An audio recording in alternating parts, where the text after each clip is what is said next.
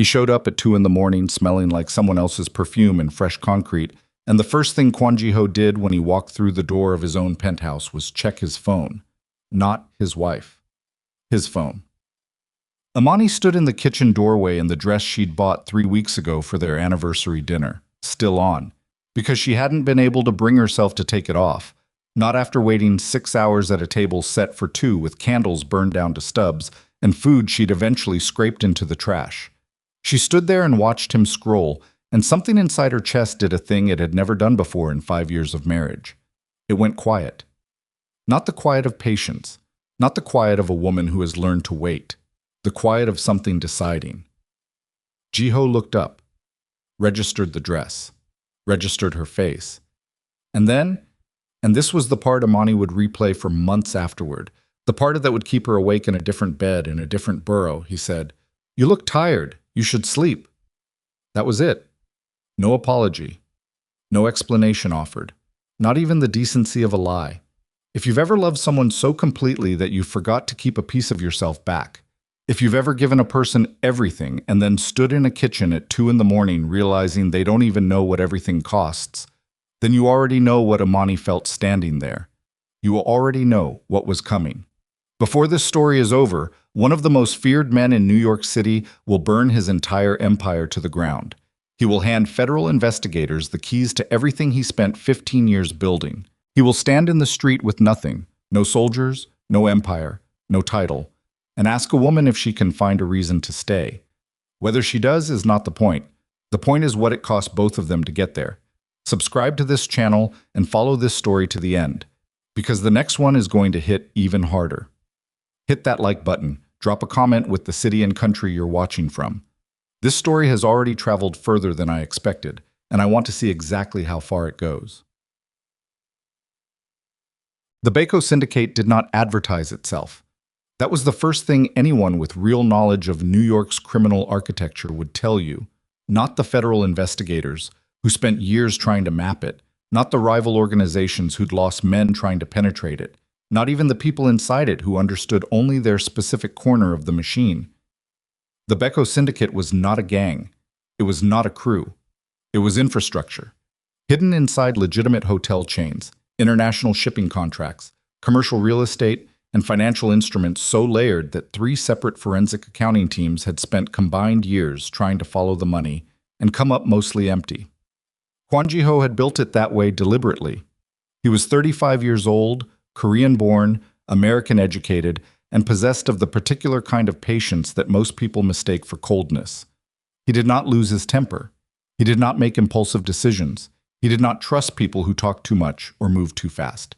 His lieutenant, Choi Tae-sung, a lean, sharp-eyed man 2 years his senior who had been beside Ji-ho since they were both running errands for older men with dangerous ambitions, often said that Ji-ho's greatest weapon was that he made every room he entered feel like he'd already decided how it would end.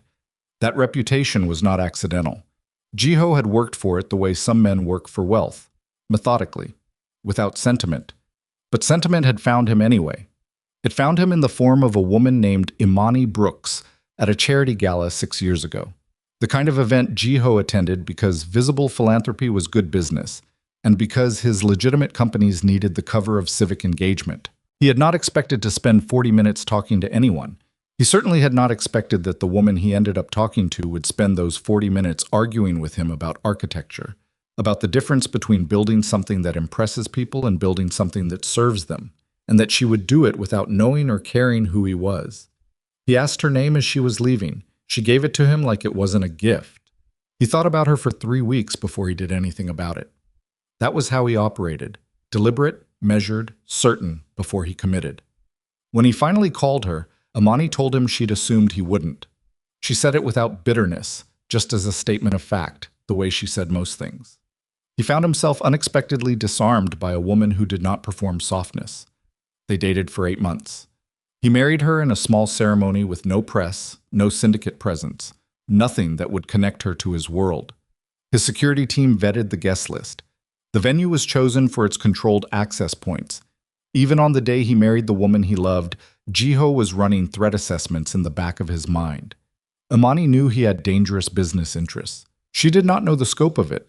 He told himself this was protection. He believed it, the way people believe things that are convenient to believe. For 2 years, the arrangement held a certain fragile equilibrium. Ji-ho was not an inattentive husband in the ordinary sense. He remembered details. He noticed when she was upset before she said anything. I was physically present when his work allowed it, and when it didn't, the absence came with flowers, with reservations at restaurants she'd mentioned once in passing, with the kind of material consideration that some women find romantic, and that Imani found increasingly hollow. Because flowers are not answers, and a reservation at a beautiful restaurant is not the same as coming home. By the 3rd year, Imani had begun counting, not intentionally. It was not something she decided to do. But she would find herself, in the space between one of his absences and the next, calculating. How many dinners alone? How many calls that went unanswered and then were returned hours later with 2 sentences and a subject change? How many times she had asked a direct question and received an answer that was technically true, but built around an absence, shaped around a hole where the real information would have been. She was not stupid. She had never been stupid. And Ji-ho, who prided himself on reading people accurately, had the particular blind spot that very controlled men often develop. He mistook her silence for acceptance. It was not acceptance. It was accumulation. On the evening of their 5th anniversary, Imani spent 4 hours cooking. This was not a symbolic act. She was a genuinely skilled cook, self-taught, someone who found the process of transforming raw ingredients into something nourishing to be one of the few activities that returned her entirely to herself. She made his favorite things. She set the table the way she had seen it in a photograph from a restaurant in Seoul he'd once described to her, the only personal story he'd told her unprompted in the last year. She lit candles. She put on the dress. She waited. At 7, she sent a text. It was brief and without accusation. She had learned that accusation made him go professional, careful, verbal, in a way that felt like talking to a press release. She just told him the food was ready. No response. At 8:30, she called. The call went to voicemail. She did not leave a message. By 10, she had eaten alone, standing at the kitchen counter because sitting at the table felt too much like something she wasn't willing to perform for herself. She wrapped the food, put it in the refrigerator, blew out the candles, left the dress on because taking it off felt like admitting something she hadn't fully decided yet. She sat in the living room in the dark for a long time. Ji-ho did not come home that night. He did not come home the following day. She did not call again. She would not call again. This was not a decision she made dramatically. There was no moment of fierce resolve, no internal monologue about dignity and self-worth. It was quieter than that, and in some ways more devastating. She simply understood, sitting in that dark living room, that she had already said everything worth saying, and that saying it again would only be for her own comfort and not because it would change anything. He came home on the 2nd night, after midnight. The cut above his eyebrow was fresh, 3 days old at most, the bruising still purple at the edges. He moved carefully, the way men move when something internal is still knitting itself back together. He smelled like antiseptic and old adrenaline and a hotel lobby she didn't recognize. Imani was sitting in the kitchen with a glass of water she hadn't touched. Ji-ho stopped when he saw her. He did something with his face that she recognized as the closest he came to guilty, a small tightening around the eyes, a fractional pause before the mask settled back into place.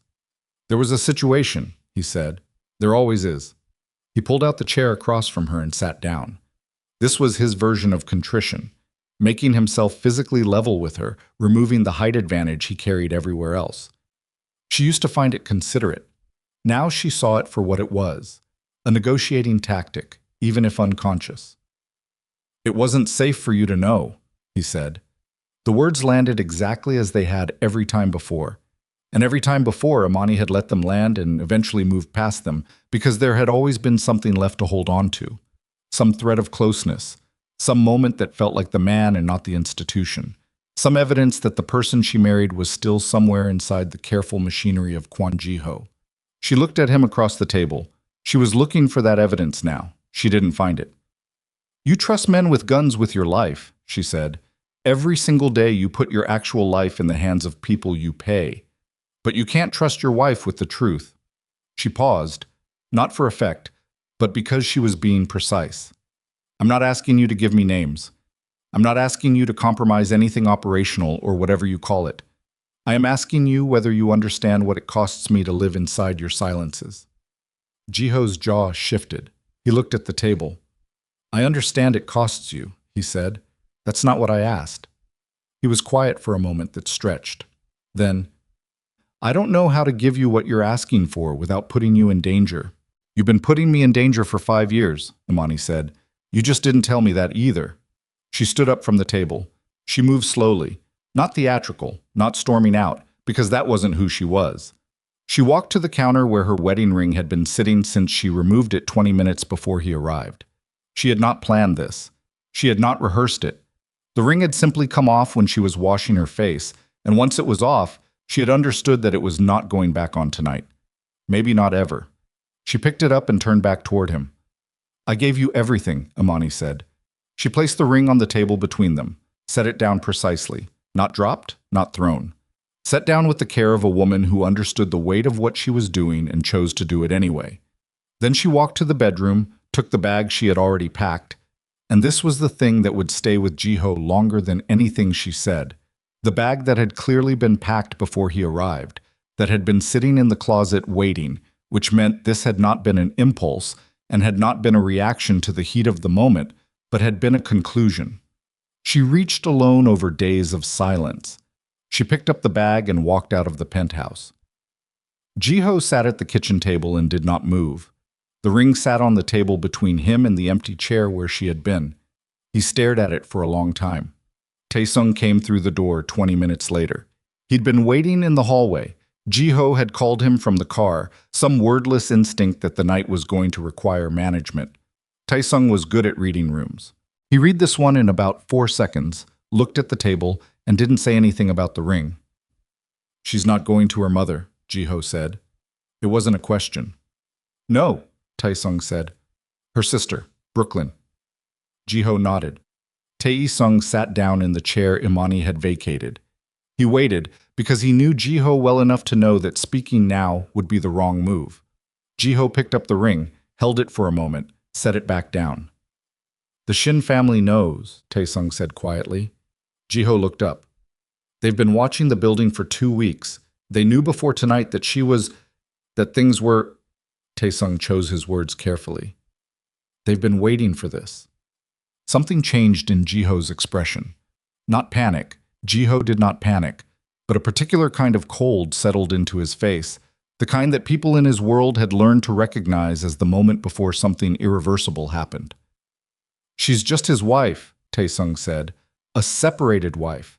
Estranged. Without his protection publicly acknowledged. She's not... Say it, Ji-ho said. Tae-sung met his eyes. She's leverage. As long as the Shin family thinks you still want her and she's outside your protection, she's currency. The silence in the kitchen was total. Ji-ho had spent 15 years building an empire that no one could touch. He had survived 2 attempts on his life, 3 internal power struggles, a federal investigation that eventually ran out of evidence, and the slow, systematic elimination of every rival who had underestimated the patience of a man who planned in years rather than months.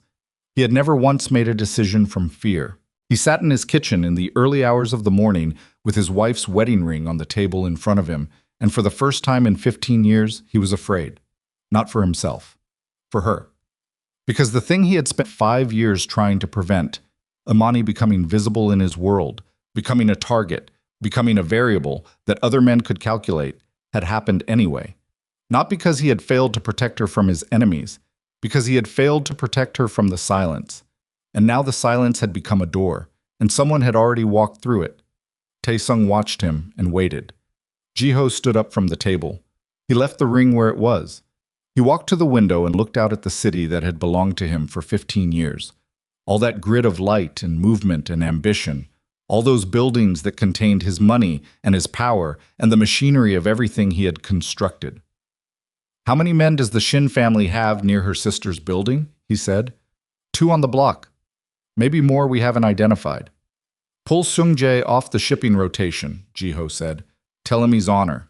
Just her. Nobody approaches that building, nobody gets close to her, nothing moves in that neighborhood without him knowing about it. She'll see him. Then he does his job badly enough that she doesn't. Tae-sung stood. And if she asks you to stay away? Ji-ho turned from the window. His face was completely controlled again. The mask back in place. The machinery running. But there was something behind his eyes that Tae-sung had not seen before in 15 years of standing beside this man. Something that looked, if you knew where to look, almost like grief. "I already did the thing she asked," Ji-ho said. "I let her leave."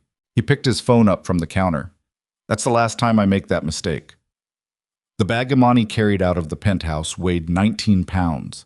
She had weighed it on the bathroom scale before Ji-ho came home, partly because she needed to know if she could carry it far enough, and partly because the act of weighing it made the whole thing concrete in a way that deciding to leave had not quite managed.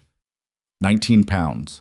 2 changes of clothes, her laptop, the external hard drive with 6 years of her photography work, her grandmother's ring. Not the wedding ring, the other one, the one that had always been hers. A book she'd been trying to finish for 4 months, and the folder of documents she'd been quietly assembling for the past 3 weeks. She had not told her sister she was coming. Danielle Brooks opened the door of her third-floor Brooklyn apartment at 1:45 in the morning, took one look at Imani's face and the bag on her shoulder, and stepped aside without saying a single word. This was the thing about Danielle. She had always been better at making space than filling it, which made her exactly the opposite of everyone else in Imani's life for the past 5 years. Imani put the bag down in the hallway. Danielle went to the kitchen and came back with 2 glasses of water. They sat on the couch in the dark for almost 20 minutes before either of them spoke. "For good?" Danielle said. Imani wrapped both hands around the glass. "I don't know yet." Danielle nodded. She didn't push. She had learned years ago that pushing Imani produced exactly the opposite of information. "He didn't hit you." "No." Imani said it flatly, not defensively. "It was never that." "I know, I just—" Danielle stopped, tried again. "Mom's going to ask. Mom's going to say I gave up. Mom's going to say a lot of things." Imani looked at the water in her glass. "Let her." She slept in Danielle's second bedroom on a mattress with a slight depression in the middle from years of a guest room that didn't get much use. She lay on her back and stared at the ceiling and listened to Brooklyn at 2 in the morning, a sound completely different from Manhattan at 2 in the morning, rougher and more honest, the city not performing itself. And she did not cry. She had expected to cry. She didn't. What she felt instead was something closer to the sensation of setting down a weight she hadn't realized she'd been carrying until the moment her arms stopped hurting. She fell asleep before 4. She woke up before 7. This was the thing that most people who hadn't lived inside a long, slow disintegration didn't understand. That when it finally ends, you don't collapse. You wake up early. Your body, which has been quietly running on stress hormones for years, doesn't know what to do with the absence of emergency. It keeps waking you up to deal with a crisis that isn't there anymore. Imani made coffee in Danielle's kitchen, found a legal pad in the junk drawer, and started writing. Not about Ji-ho. Not about the marriage. She wrote about a building. 3 blocks from the apartment where she grew up in Bed-Stuy, there was a community arts center that had been shuttered for 11 years. She had walked past it once last spring, on a visit to her aunt that Ji-ho hadn't come to, because there had been a situation, something that wasn't safe for her to know. And she had stopped on the sidewalk and stared at the padlocked front doors and the boards over the windows and thought, someone built that. Someone believed that neighborhood kids deserved a place for something other than survival. And then someone let it die. She wrote down what she remembered of the exterior, wrote down the name of the city councilwoman whose district it fell in, wrote down questions about ownership, about public arts grants, about whether a building that had been shuttered for 11 years could be reclaimed by someone with enough persistence and enough time. She had persistence. She now had time. Danielle came in at 7:30, saw the legal pad, and poured herself coffee without commenting. "I need to borrow your car," Imani said. "Keys are on the hook." "I might need it for a few days." Danielle sat down across from her. "Imani." "I know. He's going to call." "I know that too. And when he does, I'm not going to answer," Imani said. She said it simply, the way she said things when the decision had already been made. "Not yet. Maybe not for a while. I need to be somewhere that isn't about him for a minute. I need to be somewhere I built instead of somewhere he provided." Danielle looked at the legal pad, at the building sketches and margin notes and the list of questions that covered most of the page. She looked at her sister, 30 years old, still wearing yesterday's dress, hair pulled back with a pen, looking more focused than Danielle had seen her in 2 years. Okay, Danielle said. Okay? Take the car. Do the thing with the building. Don't answer the phone. She wrapped her hands around her mug. But Imani, be careful. I'm always careful. You married a man you still don't fully know, Danielle said, not unkindly. After 5 years. Imani was quiet for a moment. Yeah, she said. I'm working on recalibrating. Across the river, in a glass-walled office on the 32nd floor of a building that officially belonged to a hotel management company, Kwon Ji-ho had not slept. He sat at his desk with coffee he hadn't touched, and a security report from Lim Sung-jae that he had read 4 times. Sung-jae was 32, former military intelligence, and possessed of a particular talent for becoming invisible in urban environments. He had been with Ji-ho for 6 years. He was, without question, the man Ji-ho trusted most with anything that could not afford to go wrong. The report was 3 paragraphs. The first paragraph confirmed Imani's location. Danielle Brooks's apartment, 3rd floor, 2 exits, no immediate threats identified within the immediate perimeter. The second paragraph identified 2 men parked on the block in a dark sedan that had been there since before Imani arrived. Sung-jae had run the plates. The car was registered to a logistics company that did not exist at the address listed on its incorporation papers, which meant it existed for exactly the purpose that kind of company always existed for. The third paragraph was Seung-jae's assessment, which he only wrote when the situation warranted it. They're not moving, they're counting. Whoever sent them isn't ready to act yet. They want to know the pattern first. Ji-ho set the report down. Tae-sung was standing by the window, watching the street below. He'd been standing in some variation of that position for most of the night. Tae-sung didn't sit when he was thinking. He paced, or he stood. And the stillness of standing by the window meant he was thinking hard, and didn't like where his thoughts were going. The Shin family doesn't move this carefully, Ji-ho said. Tae-sung turned. No. This is patient, established, someone who's been watching us for a while. Yes. You have a name? Tae-sung's jaw tightened. A direction. Not a name yet. How long? 48 hours. Maybe less. Ji-ho nodded. He looked at the untouched coffee. He picked it up and drank it cold in 2 swallows, the way a man drinks something because his body requires it, and not because he expects any comfort from it. She went out this morning, Tae-sung said. Ji-ho looked up. 7:52, took her sister's car. Sung-jae followed. Tae-sung paused. She went to a building in Bed-Stuy, stood outside it for about 20 minutes taking photographs. Then she went to the city records office. Ji-ho was quiet. She's not sitting around waiting, Tae-sung said. There was something in his voice, not admiration exactly, but close to it. No, Ji-ho said. She wouldn't. Ji-ho. Tae-sung stepped away from the window. You need to tell me what you want to do. Not about the people watching her out. I know what to do about that. I mean about her. What do you actually want? Ji-ho set the cup down. I want her safe. That's not what I asked. It's the only answer I have right now that I trust. Tae-sung studied him for a moment. Then he turned back to the window. She called her mother last night. Sung-jae picked it up from the sister's line. The building has a shared Wi-Fi router. It wasn't difficult. Ji-ho's expression flickered. I didn't ask him to monitor her communications. No, he made a judgment call. Tae-sung kept his eyes on the street. Her mother told her she was making a mistake, that a woman in her position doesn't walk away from security because she wants more conversations. He paused. Imani told her mother that a woman in any position deserves to know who she's sleeping next to. The office was quiet. She's not wrong, Ji-ho said. No, Tae-sung agreed. She's not. The Arts Center took Imani 2 days just to get the right person to answer a question directly. She went to the city councilwoman's office and sat in a waiting room for 3 hours before an aide with the harried look of someone perpetually behind on everything came out and told her the councilwoman wasn't available. Imani asked for the aide's card. She came back the next day. The day after that, she came with a folder.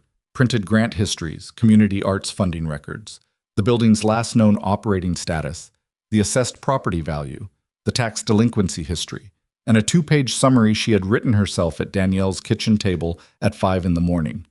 The aide looked at the folder and then at Imani. "You did all this in 2 days?" "I had some extra time," Imani said. The councilwoman saw her that afternoon for 11 minutes. At the end of 11 minutes, she had agreed to connect Imani with the nonprofit arts organization that held a partial claim to the building's operational license, which had never technically been revoked. It was not a yes. It was a thread. But Imani had learned, in the past 5 years of watching a man who operated in a world where every door had a lock, that a thread was how everything started. She did not think about Ji-ho while she worked. She thought about him at night. She lay in the dented mattress in Danielle's guest room and stared at the ceiling and tried not to reconstruct the architecture of their marriage. But the mind doesn't cooperate with that kind of discipline. She found herself cataloging. The first year, when she still believed the distance was temporary, that he would relax into the marriage the way people relax into anything safe. The second year, when she started noticing the pattern, that every time she got close to a real question, something would come up, something urgent and unspecified that required his attention in a way that she was never quite important enough to interrupt. The third year, when she stopped asking certain questions because asking them produced a specific kind of careful response that felt worse than not knowing. The fourth year. She didn't like thinking about the fourth year. The fourth year was when she had started, slowly and without conscious decision, packing pieces of herself away. Putting the photography equipment in cases instead of leaving it set up in the spare bedroom. Spending less time cooking because cooking was something she did when she was happy, and she couldn't sustain the performance of happiness in an empty kitchen. Calling Danielle more. Calling her friends less, because her friends asked questions she didn't know how to answer honestly.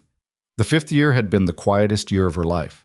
And quiet, she had finally understood, was not the same as peace. Her phone rang on the fourth day. She looked at the screen. Not Ji-ho. He hadn't called, which she noted with a feeling she couldn't entirely categorize. She'd braced herself for a call, and the absence of one was a different kind of thing to contend with. It was a number she didn't recognize.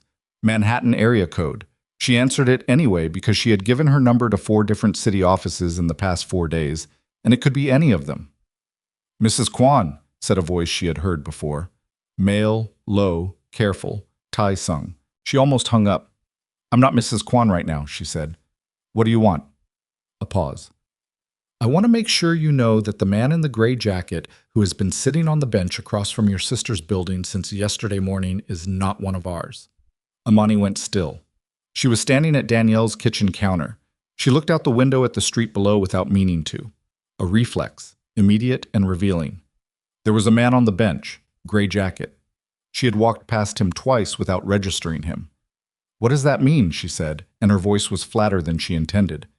"It means someone is watching you who isn't us," Tae-sung said. "And whoever it is, they're not watching casually." "Who are you?" "You know who we are." "Are you threatening me?" "No." A pause. "We are the opposite of threatening you. That's the point." Imani gripped the edge of the counter. "Tell Ji-ho." She stopped, breathed. "Tell whoever is watching my building to stop, and tell whoever is on that bench." "We have no control over who is on that bench," Tae-sung said. "That's what I'm telling you, Mrs. Imani. You are not inside our protection the way you were, which means the people who knew you were protected by that protection now know that you aren't." "So this is his way of telling me to come back," she said. "This is my way of telling you the situation," Tae-sung said. "What you do with it is not my business, but I thought you deserved to know." She hung up. She stood at the counter for a long time. Then she went to the window and looked at the man on the bench. He was looking at his phone. Relaxed posture, unhurried. If Tai-sung hadn't told her, she would have walked past him again and never thought twice. She understood, standing there, that this was the thing Ji-ho had been trying to protect her from, and simultaneously the thing he had created. By hiding his world from her, he had left her unable to recognize the people in it who wished her harm. She grabbed her jacket and her phone and went downstairs. She walked out the front door and directly across the street to the bench. The man in the gray jacket looked up. He was mid-30s. East Asian features, closely cropped hair, a watchfulness in his face that he didn't quite manage to hide in time. "I don't know who you work for," Imani said, "but I want you to know that I see you." And I want you to tell whoever sent you that I am a private citizen going through a private situation and I have no information, no access, no leverage, and no interest in being in the middle of whatever this is." She held his gaze. "And if someone is going to use me as a bargaining chip, they should know that I am worth considerably less than they think, because I don't know anything." The man said nothing. Imani turned and walked back across the street. Her hands were shaking slightly by the time she got to the door. She pressed them flat against her thighs and breathed through it. She did not call Ji-ho. She went upstairs and called the nonprofit arts organization instead, because the building wasn't going to save itself. And she had decided 3 days ago that she was going to be someone who built things rather than someone who waited for men to decide her situation. What she didn't know, what no one told her, because no one knew to tell her, was that the man on the bench had been photographing her for 2 days. And those photographs had already traveled to someone who was not Tae-sung, not the Shin family, not any of the peripheral organizations Ji-ho had tracked and contained over 15 years of careful empire management. Those photographs had traveled to someone inside Baeko, someone who had been waiting for exactly this moment for 6 years. The envelope arrived on a Thursday. It was slipped under Danielle's apartment door sometime between 2 and 5 in the morning, the window Danielle identified afterward because she'd gotten up at 2 for water, and the floor was clear. And at 5 when she got up for work, there it was. A manila envelope with Imani's name written on the front in printed block letters. No return address. No postage. Hand-delivered. Danielle put it on the kitchen table and made coffee. When Imani came out at 6:30, Danielle just pointed at it and said, "That was not there when I went to bed." Imani stood over the table and looked at the envelope for a full minute before she touched it. Inside, 12 pages of financial records, spreadsheets, transaction logs, shipping manifests with columns of coded numbers and dates and port designations. The documents were 6 years old based on the date headers. They were dense and technical, and mostly impenetrable to anyone without a background in financial forensics. But Imani had spent 8 months dating a man who ran legitimate shipping companies before she understood what else he ran, and she had sat across from him at enough dinner tables listening to him work through logistics problems that she recognized the structure of what she was looking at. She recognized something else too, buried in the third page, in a column that appeared to be a record of document access, who had reviewed which file, on what date, was a name. Her name. Or rather, Brooks, logged as a document reviewer on a date 6 years ago, 3 months before she and Ji-ho had married. She sat down. She went through the rest of the pages slowly. Her name appeared 4 times, always as a reviewer, always in the same 6-week window, 6 years ago. She remembered those weeks. Ji-ho had been dealing with something complicated at one of the shipping companies, some discrepancy in the manifests, he'd said, something boring and administrative. He'd asked her to look at some documents because she had a background in logistics management from her previous job. She'd spent an evening going through paperwork and flagging things that looked off to her, and then he'd thanked her and told her she'd been helpful, and that had been the end of it. She had been genuinely, completely helpful.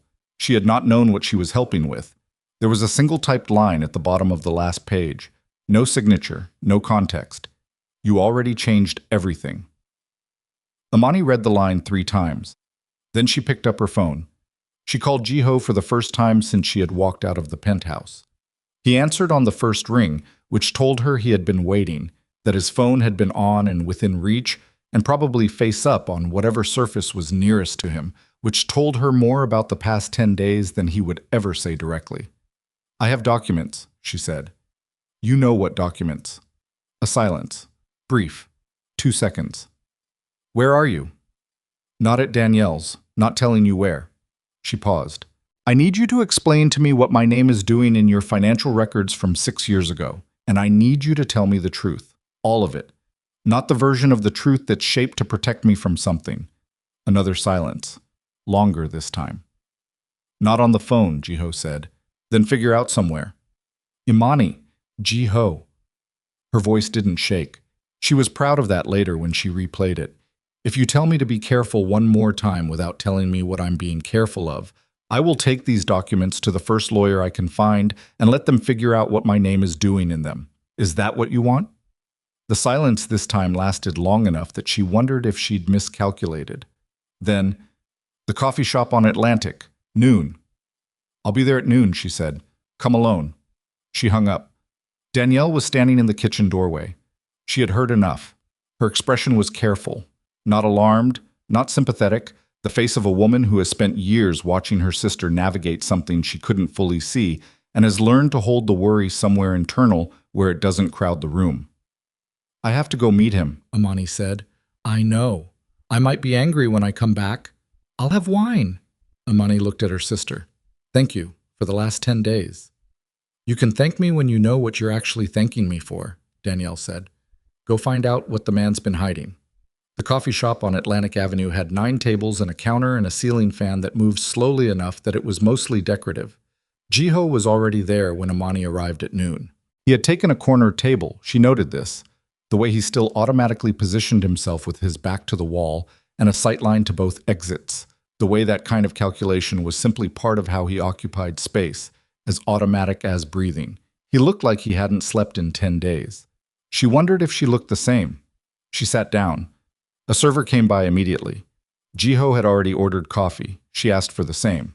When the server left, they sat across from each other in a coffee shop in Brooklyn at noon like 2 ordinary people, and neither of them said anything for almost a full minute. Start from the beginning, Imani said. Ji-ho looked at his hands, then at her. 6 years ago, he said, 3 of my senior people were running a parallel operation inside Baeko, skimming from the shipping accounts, building their own infrastructure, planning to take the organization when I was distracted enough not to stop them. He said it flatly, without drama. These were facts being reported. I knew something was wrong. I couldn't identify the source. I thought it was external, a competitor accessing our systems.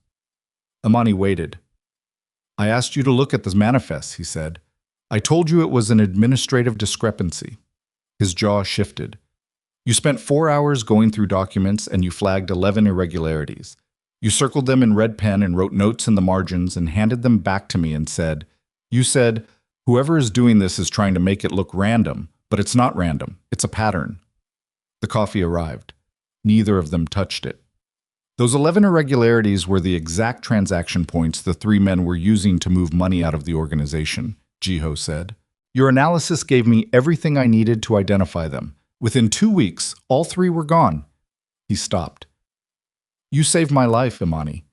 Because what they were planning, when they had enough, they weren't planning to just take the organization. They were going to remove me first. Imani sat very still. And you didn't tell me, she said. I erased your name from most of the records. I thought I'd gotten all of it. His voice stayed even, but something around his eyes was working hard. I was trying to protect you. If the men I removed, or anyone connected to them, had known that a civilian, that my girlfriend, had been the one to expose them. But someone kept a copy, Imani said. Yes. Someone inside your organization kept a copy of documents with my name on them. Yes. She looked at him. For 6 years. Yes. And now they sent them to me. She paused. Why? What do they want? Ji-ho looked at his coffee. The muscle in his jaw moved. Me to know they have it, he said. That's the first step. This is a communication. They're telling me they know what you did, they know I've been protecting you from that knowledge, and they want me to understand that the secret I've been keeping to keep you safe is now the exact thing making you unsafe. The ceiling fan moved overhead. Imani pressed her palms flat on the table. You protected my life, she said. Her voice was very quiet. And did nothing for my heart. Ji-ho had no answer. He opened his mouth and closed it again. Because the truth was, he had no answer. Not a real one. Not one that addressed the actual question, which was not about the past threat assessment, or the operational decision, or the risk calculus of a man running an organization built on violence. The question was about what he had decided her capacity for truth was. What he had decided she could carry. How completely he had mistaken the removal of danger for the provision of love. He sat across from her in a corner booth in a Brooklyn coffee shop, and for the first time in 15 years of sitting across from dangerous men and calculating his way through dangerous conversations, Kwon Ji-ho had nothing to say. And in that silence, in the specific quality of it, in the way he looked not controlled but genuinely lost, Imani saw something she had not seen in 5 years of marriage. The actual man. Not the organization, not the institution, Not the careful machinery, just Ji-ho, sitting across from her, with no answer and no plan and no managed response, finally out of moves. She stood up. She picked up her coffee and drank half of it standing, because she needed something to do with her hands. "I need time," she said. "I know. Not a couple of days, real time." Ji-ho nodded. "And Ji-ho," she set the cup down. "Whatever's happening with whoever sent me those documents, I need you to fix it. Not for us, for me.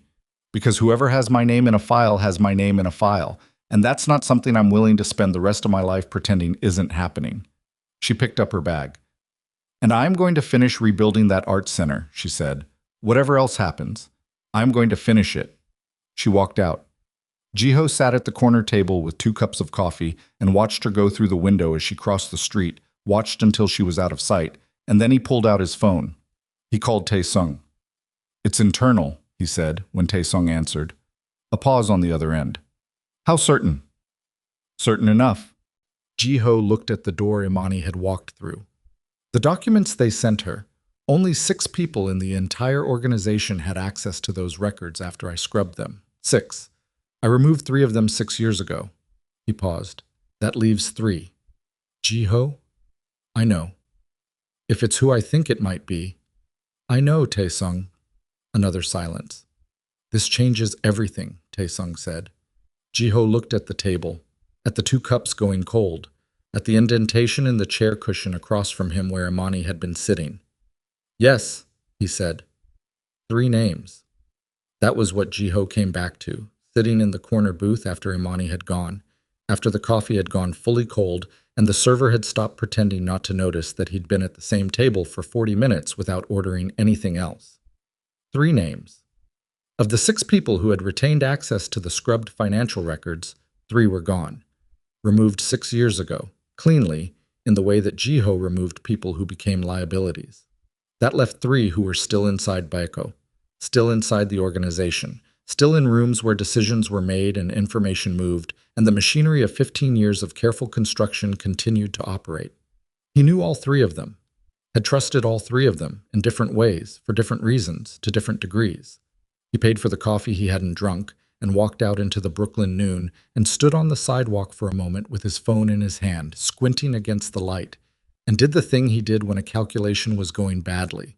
He simplified, stripped it down, removed every layer of preference and history and personal feeling and asked only the operational question: who benefits from Imani being exposed right now? Not who has the documents. Not who had the access. Who benefits from the timing, from the fact that the documents appeared 10 days after she left, not 6 years ago when the events in them occurred, not during any of the 5 years of their marriage when they would have been even more destabilizing. 10 days after she left, when his protection of her became unofficial, when his claim on her, in the specific language of the world he operated in, became ambiguous. Whoever sent those documents did not send them to hurt Imani. Imani was not the target. Imani was the message. The message was to Ji-ho: your exposure is walking around Brooklyn unprotected, and she doesn't even know what she is. He called Tae-sung back before he reached the car. "Pull the access logs again," he said. "Not the document access, the secondary logs. The logs that track who pulled the original scrub records to verify the scrub was complete." He paused. "Someone had to check that my cleanup worked. That person saw everything." A silence on Tae-sung's end that lasted exactly long enough to tell Ji-ho that Tae-sung had already thought of this and didn't like where it went. "That was one person," Tae-sung said. "I know." Ji-ho, that was Han Jae-won. The name sat between them on the phone line like something physical. Han Jae-won was 51 years old, Korean-born, American for the past 30 years. He had been inside Baeko for 22 of those 30 years.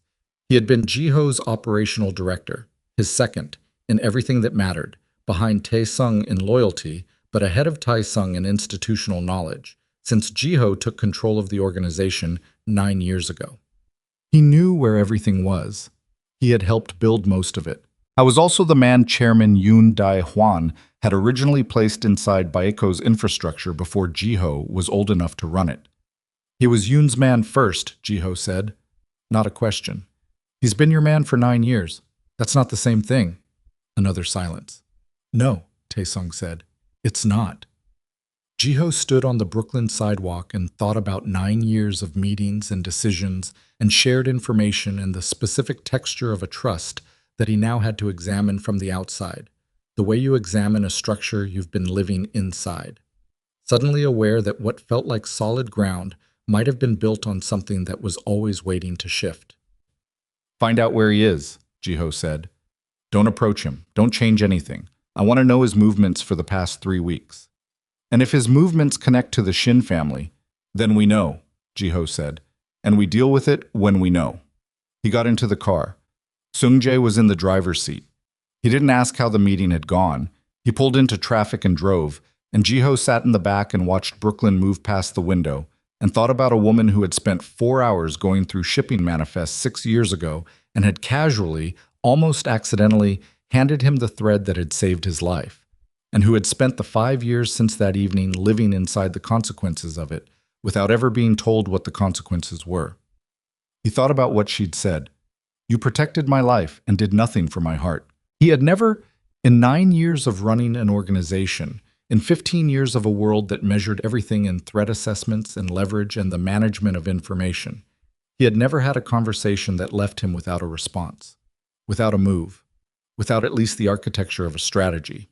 She had left him sitting in a coffee shop in Brooklyn with 2 cold cups of coffee and nothing. He looked out the window at the city. He was still looking at it when his phone rang. The number was internal, one of the secure lines used only for communications that couldn't travel through normal channels. Ji-ho looked at the number, looked at it for 3 full seconds, which for him was the equivalent of a longer man's longer pause. He answered, Ji-ho. The voice was Han Jae-won's, measured, warm in the practiced way of a man who had spent decades making himself easy to be in a room with. I heard you were in Brooklyn. I wanted to check in. I appreciate that, Ji-ho said. How are things with Imani? Ji-ho noted the use of her first name. Chaewon had always been careful to use her first name, familiar, avuncular, the organizational uncle who remembered birthdays and asked after her photography, and had shaken Ji-ho's hand at their wedding with what had appeared to be genuine warmth. Complicated, Ji-ho said. These things always are. A pause. I wanted to let you know.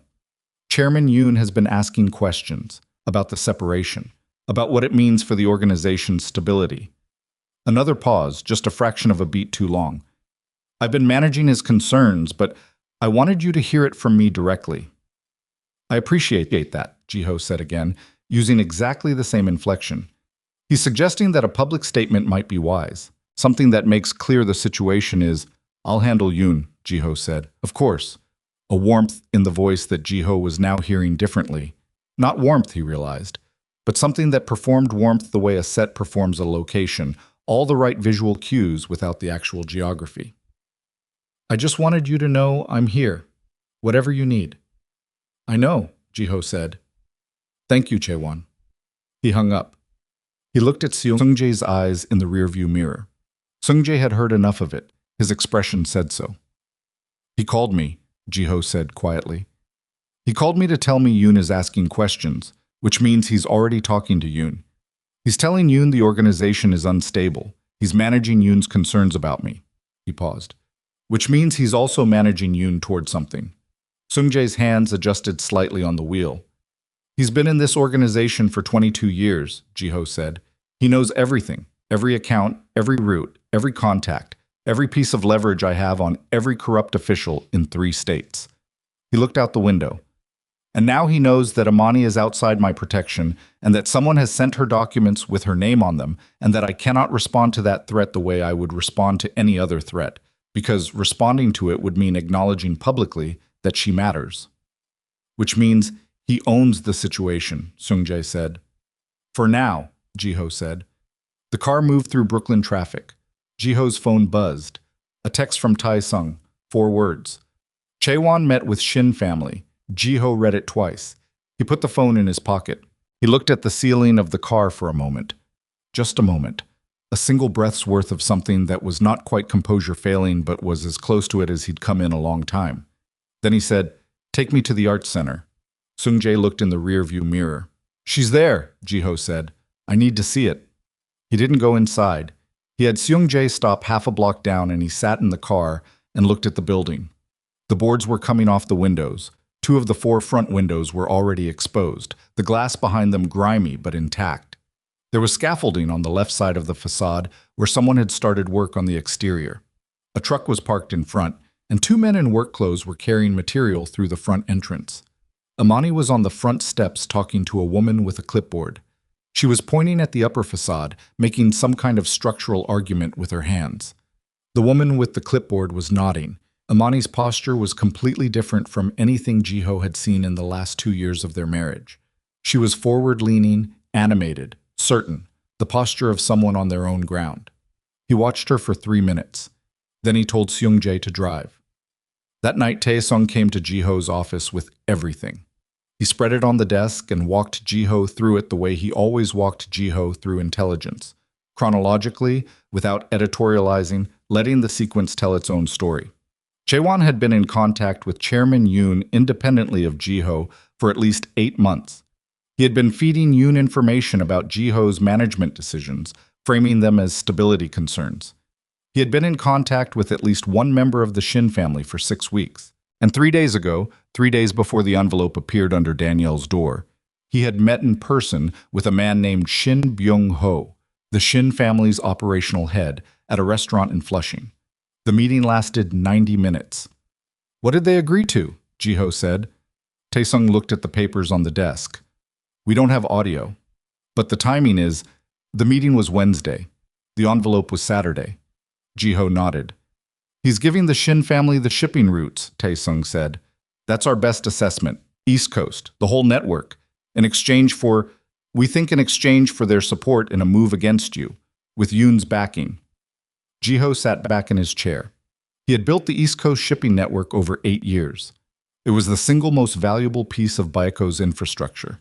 The routes, the contacts, the port relationships, the customs arrangements. It represented more than 40% of the organization's operational revenue. Whoever controlled it controlled the organization. Whoever gave it away had committed to a version of the future in which they, not Ji-ho, were the central figure. Yoon supports this? Ji-ho said. Yoon is 73 years old and wants a clean succession, Tae-sung said. He's been looking for a way to manage you out for 2 years. You stopped listening to him. You married without his approval. You've been making independent decisions for 9 years, and he's been tolerating it because your results were good, but now I have a publicly estranged wife who walked out on me, and I look like a man whose house is not in order, Ji-ho said. Yes. And Chae-won has positioned himself as the stable alternative. Yes. Tae-sung gathered the papers carefully. He was quiet for a moment. Then he said, There's something else. The document that was sent to Imani, the one with her name in the access logs. Tae-sung set one page apart from the others. Chae-won didn't just keep a copy of it, he added to it. Ji-ho went still. The original logs had her name 4 times, Tae-sung said. The version that was sent to her has her name 11 times. In transaction records she never saw. In decisions she was never part of. He put the page down on the desk. He made it look like she was an active participant, not a civilian who helped inadvertently, an informed contributor. Ji-ho looked at the page. If that document leaves this circle, Tae-sung said carefully, Imani's exposure isn't just social, it's legal. The office was very quiet. Ji-ho stood up slowly. He walked to the window. The city below was doing what it always did, moving, indifferent, enormous, full of people managing their own disasters with varying degrees of success. He falsified the records, Ji-ho said. Yes. To make her culpable. Yes. So that if I don't cooperate with whatever he and Yoon and the Shin family are planning, he has a document that puts my wife in legal jeopardy. Ji-ho's voice was absolutely even. This was the thing that people who had seen him in truly dangerous moments always commented on afterward, that his voice got quieter, not louder, that the more catastrophic the information, the more controlled the delivery. He built a weapon out of her. Yes, Tae-sung said. Ji-ho turned from the window. How long do we have? Before he moves? Our best guess is 5 days, maybe a week. He'll want the Shin family in position before he approaches you. He'll want leverage in place. He'll want to come to you with the document in one hand and the Shin family's backing in the other and Yoon's approval behind both of them and make it look like the only option is stepping aside. Ji-ho nodded slowly. Call me with anything new, he said. I need to think. Taesung gathered the papers and left. Ji-ho stood alone in his office with the city below him. He was trying to find a move. This was what he did. In every crisis, in every situation that looked terminal, he found the move that no one else had calculated for, the approach that came from the angle they'd left unguarded. It was the most reliable thing about him, his patience, his willingness to think longer than his opponents. He stood at the window and thought for a long time. And for the first time in 15 years, he could not find the move. Because every move he could make was constrained by the same fact. The woman at the center of all of it had not agreed to be at the center of any of it. Imani had not signed up for this. She had not chosen it. She had sat across from him in a coffee shop and asked for truth, and told him she was going to finish rebuilding an art center regardless of what happened between them. She was 3 miles away right now, probably on the phone with a contractor or a city official or Danielle, doing the work of building something real in a world that had nothing to do with shipping routes and falsified documents and 22 years of accumulated institutional betrayal. He could protect her the way he had always protected her, by managing the situation without telling her, by finding a solution that kept her clean and kept him in control and kept the machine running. He could do that. He knew how to do that. He stood at the window and asked himself whether doing that was love or whether it was the thing he had been telling himself was love for 5 years while she sat across dinner tables in a penthouse counting the questions he wouldn't answer. He didn't sleep that night. At 6:45 the following morning, Imani arrived at the art center with coffee in a paper bag and a revised contractor schedule and the particular energy of a woman who has decided that whatever else is happening in her life, this specific thing is going to get done. She had a key now. The nonprofit organization had formally transferred operational responsibility to her 3 days ago, pending city approval that the councilwoman had agreed to expedite. It wasn't permanent. Nothing was official yet. But the key was real, and the building was real, and the work was real. She unlocked the front door and went inside. The smell of the building was changing. 11 years of closed-up air was giving way to sawdust and fresh paint, and the particular clean smell of new plasterboard. The main hall was rough. Scaffolding everywhere, wiring exposed, the floor stripped down to concrete that needed sealing. But the bones of it were good. The bones of it were exactly what she'd hoped when she stood outside it the first day and decided. She put her coffee down on a sawhorse and pulled out her phone to check messages. She had 3 texts from contractors and 1 voicemail from the city office. She also had a missed call from a number she didn't recognize. She almost ignored it. She got unknown numbers constantly now. Contractors, city officials, the nonprofit's board members, the 2 local newspapers who'd heard something was happening with the building and wanted to know who was behind it. She listened to the voicemail. The voice was male, Korean accented, older. Formal in the way of men who learned English as a professional language. Ms. Brooks, my name is not important. I am calling because I believe you deserve to understand your situation more clearly than the people around you have allowed you to. A pause. The document you received is not complete. There is more. And what you do not know is going to be used against you by people who have been preparing for this for a very long time. I would encourage you to consider carefully who in your life has been making decisions about what you are permitted to know. The voicemail ended. Imani stood in the middle of the gutted main hall of the art center with her phone in her hand and listened to the building around her. The distant sound of traffic, a pigeon somewhere in the upper floor, the faint creak of settling wood. She played the voicemail again. Then she called Ji-ho. He answered on the first ring again. Someone just left me a voicemail, she said. Korean accent, older. He said the document I received isn't complete, that there's more, and that something is going to be used against me by people who have been preparing for a long time. The silence on Ji-ho's end was 3 seconds. 3 seconds, for Ji-ho, was a long time. Send me the number, he said. Ji-ho, is there more? Another pause. Shorter this time, but with a different quality. Not calculating, not managing. Something rawer than that. Yes, he said. The word landed in the gutted hall and stayed there. How much more? Enough that I need to see you, he said. Today. In person. Tell me on the phone. Imani, tell me on the phone right now or I'm calling a lawyer in the next 5 minutes and handing them everything I have. Her voice was steady. Completely steady. The steadiness of someone who had already burned through fear and come out the other side into something colder and more durable. How much more? Ji-ho's breath was audible for just a second, a single controlled exhale that she recognized as the nearest he came to showing strain. Someone inside my organization took the original documents and added to them, he said. They added your name to transactions you were never part of, decisions you were never involved in. His voice was precise, each word placed carefully. They built a version of the record that makes you look like an informed participant in Baeko's operations, not a civilian who helped accidentally, someone who knew. The scaffolding above Imani's head creaked in the draft from an open window. That's a federal crime, she said. Yes. Someone in your organization fabricated federal evidence against me. Yes. To use against you. Yes.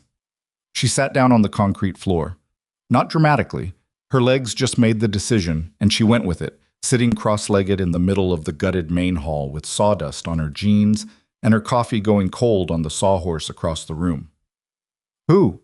She said. I have a name, Ji-ho said. I'm not going to say it on this line. Does Tae-sung know? Yes. Does anyone else know that I'm... She stopped. Tried again. Do people know about these documents? Outside your organization? The people who built them know, Ji-ho said.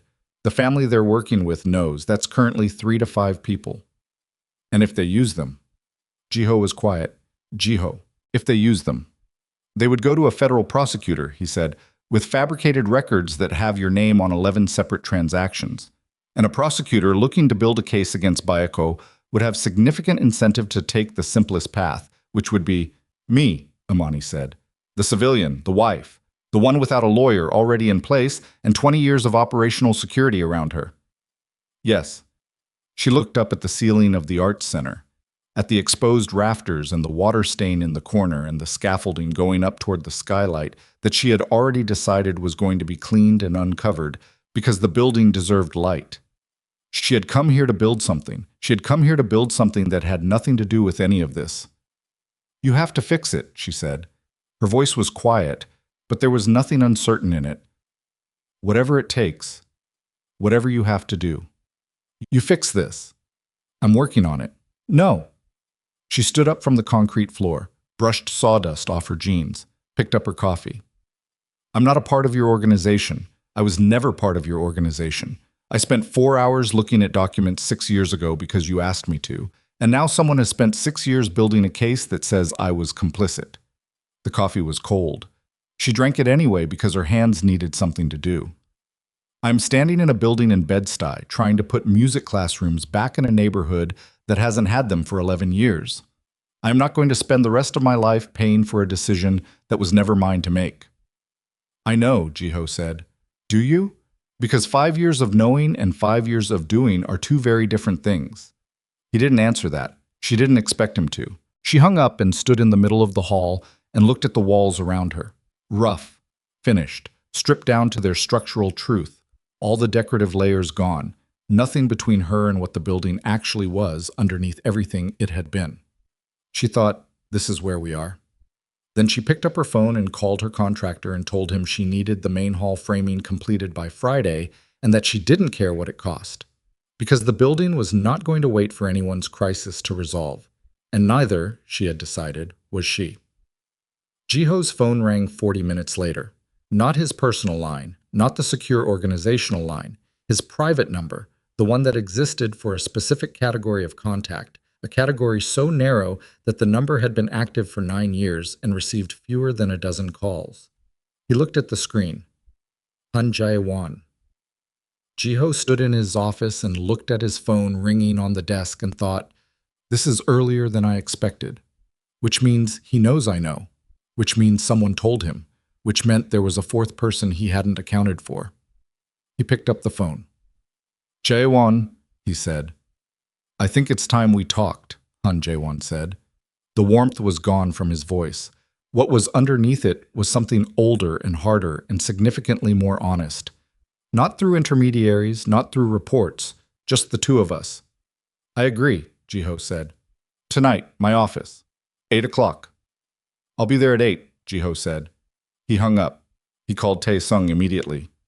Chae-won just called me directly. He wants a meeting tonight. His office. Don't go alone, Tae-sung said immediately. I wasn't planning to. Ji-ho. A pause. If he's already moved this fast, if he already knows that you know, someone inside your circle told him. Someone close. I know. That means tonight isn't a negotiation. Tonight is a show of force. He wants you to come to his office so you understand where the power sits. Ji-ho looked at the city outside his window. Then I'll make sure he understands the same thing, he said. It was at this moment, standing in his office, phone in hand, with the full weight of what Chae-won had built pressing against the organization from the inside, with Imani's name on falsified documents in the hands of a man who had spent 9 years learning exactly how Ji-ho thought and exactly where he would hesitate, that Ji-ho arrived at the understanding that had been forming for weeks beneath the calculations and the strategies and the careful management of information. There was no version of this that ended with the empire intact and Imani safe. Those two things could not coexist anymore. Chae-won had made sure of it. The only question left was which one Ji-ho was willing to let go. He already knew the answer. He had known it, if he was honest, since the moment he sat in a kitchen at 2 a.m. and watched a woman place a wedding ring on a table with the careful deliberateness of someone who had thought it through completely and was not going to be talked out of it. He pulled on his jacket. He had 4 hours before the meeting. I used one of them to call a number he had never expected to call, a federal financial crimes investigator named Douglas Park, whom he had cultivated 9 years ago as insurance against exactly this kind of moment, a man who had spent years building a case that never quite reached Ji-ho, who had taken Ji-ho's occasional careful cooperation as the price of being pointed away from certain things, who would understand immediately what it meant when Ji-ho called him directly and said, I want to have a conversation about what a full cooperation agreement would look like. Park picked up on the second ring. I was wondering when you'd call, he said. Don't be smug about it, Ji-ho said. It's not attractive. Are you serious? I'm calling you on this number, Ji-ho said. I'm always serious when I call you on this number. A pause. How much are we talking about? Everything, Ji-ho said. Hidden accounts, shipping routes, shell companies, bribery records, officials, organizations, associates. He paused. And evidence against myself. The silence on Park's end lasted long enough that Ji-ho checked the call was still connected. Everything, Park said. Everything. Another pause. I'll need to move fast, Park said. If you're serious about this, I'll send you a number to call, Ji-ho said. Tonight, have someone ready. He hung up.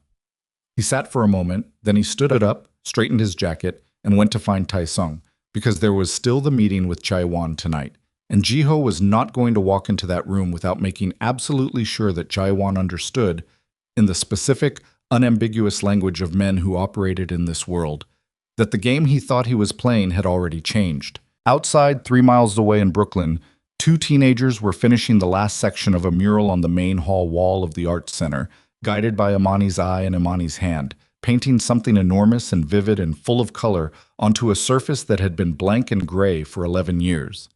And none of them saw the vehicles that turned slowly onto the block and stopped. The vehicles stopped at both ends of the block. Imani didn't see them. She was standing on a 6-foot stepladder inside the main hall with her arms stretched toward the upper edge of the mural, correcting a line that was running 2 degrees off horizontal in a way that would bother her every time she walked past it for the next 10 years if she left it. The 2 teenagers, Marcus, 17, who had the natural spatial instinct of someone who'd been drawing since before he could write, and a 15-year-old girl named Brianna who never spoke much but whose color sense was extraordinary, were working the lower section, filling in the deep blues and ochres of a neighborhood skyline that stretched the full width of the wall. The 3 of them had been at it for 3 hours.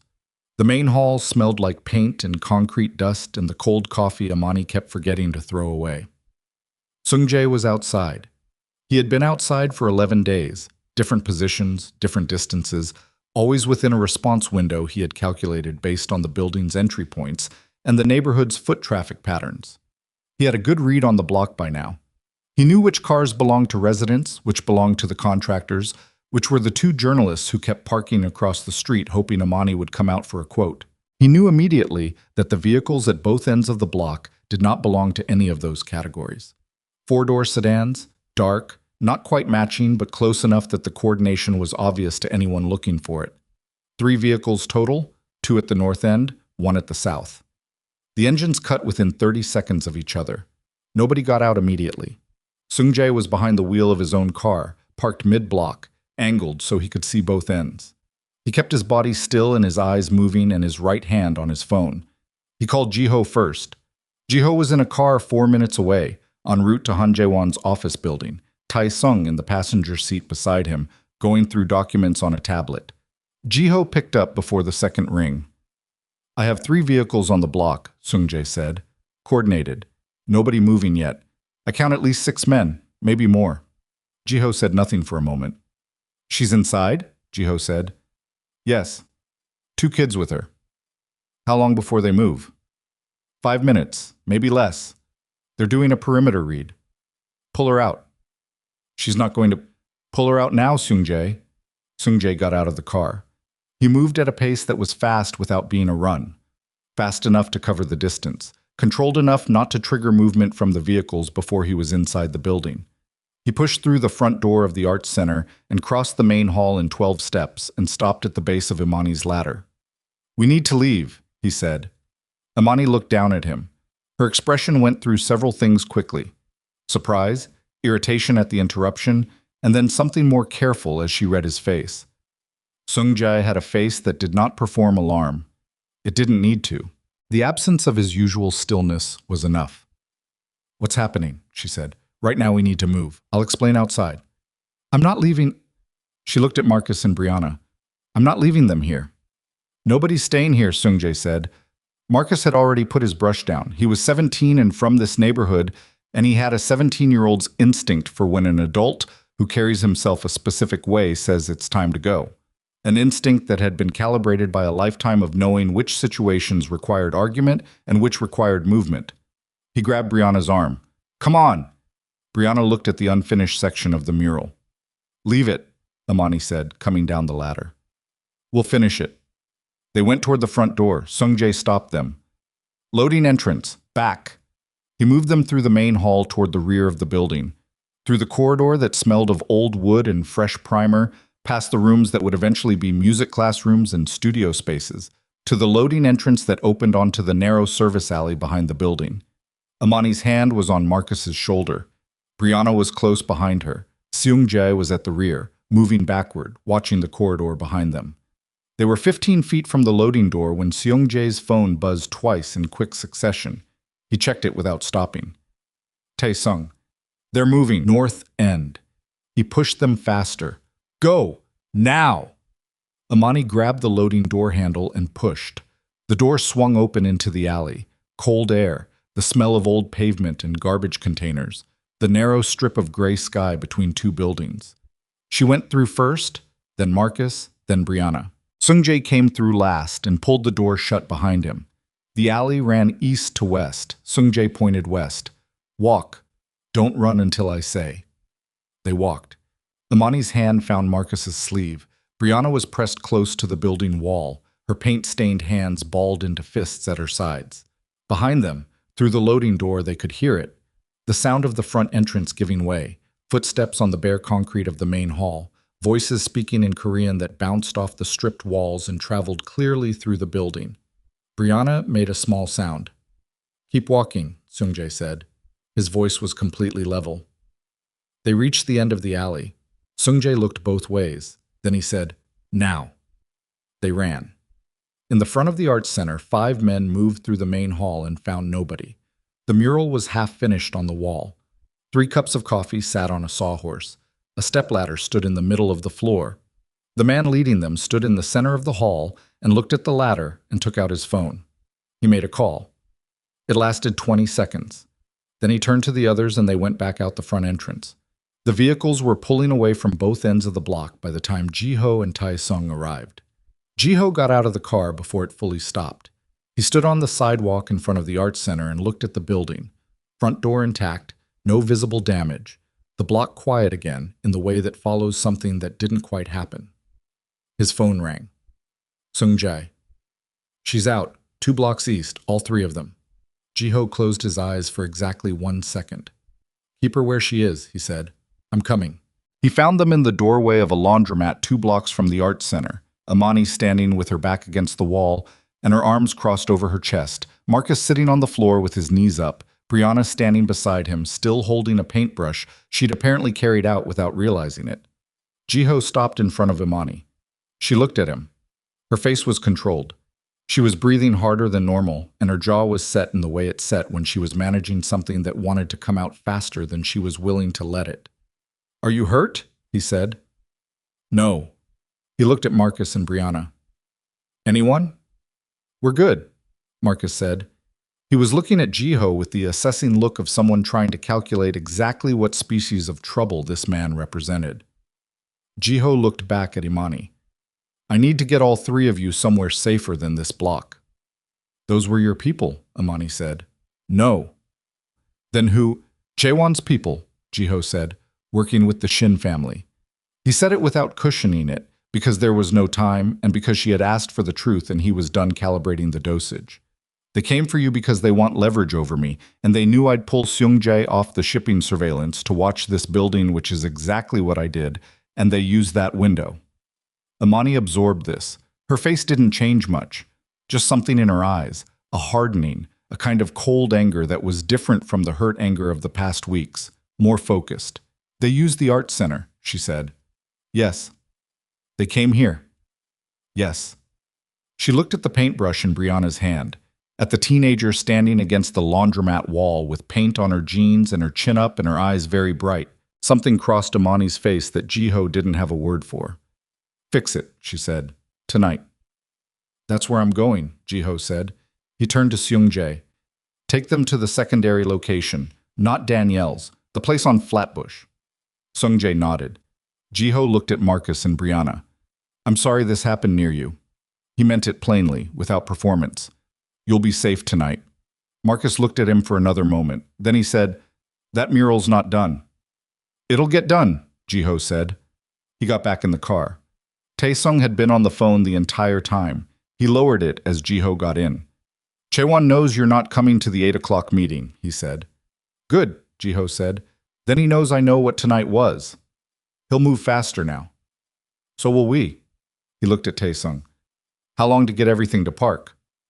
If we move now, 3 hours. Maybe 4. It's a lot of material. Start. Ji-ho looked out the window.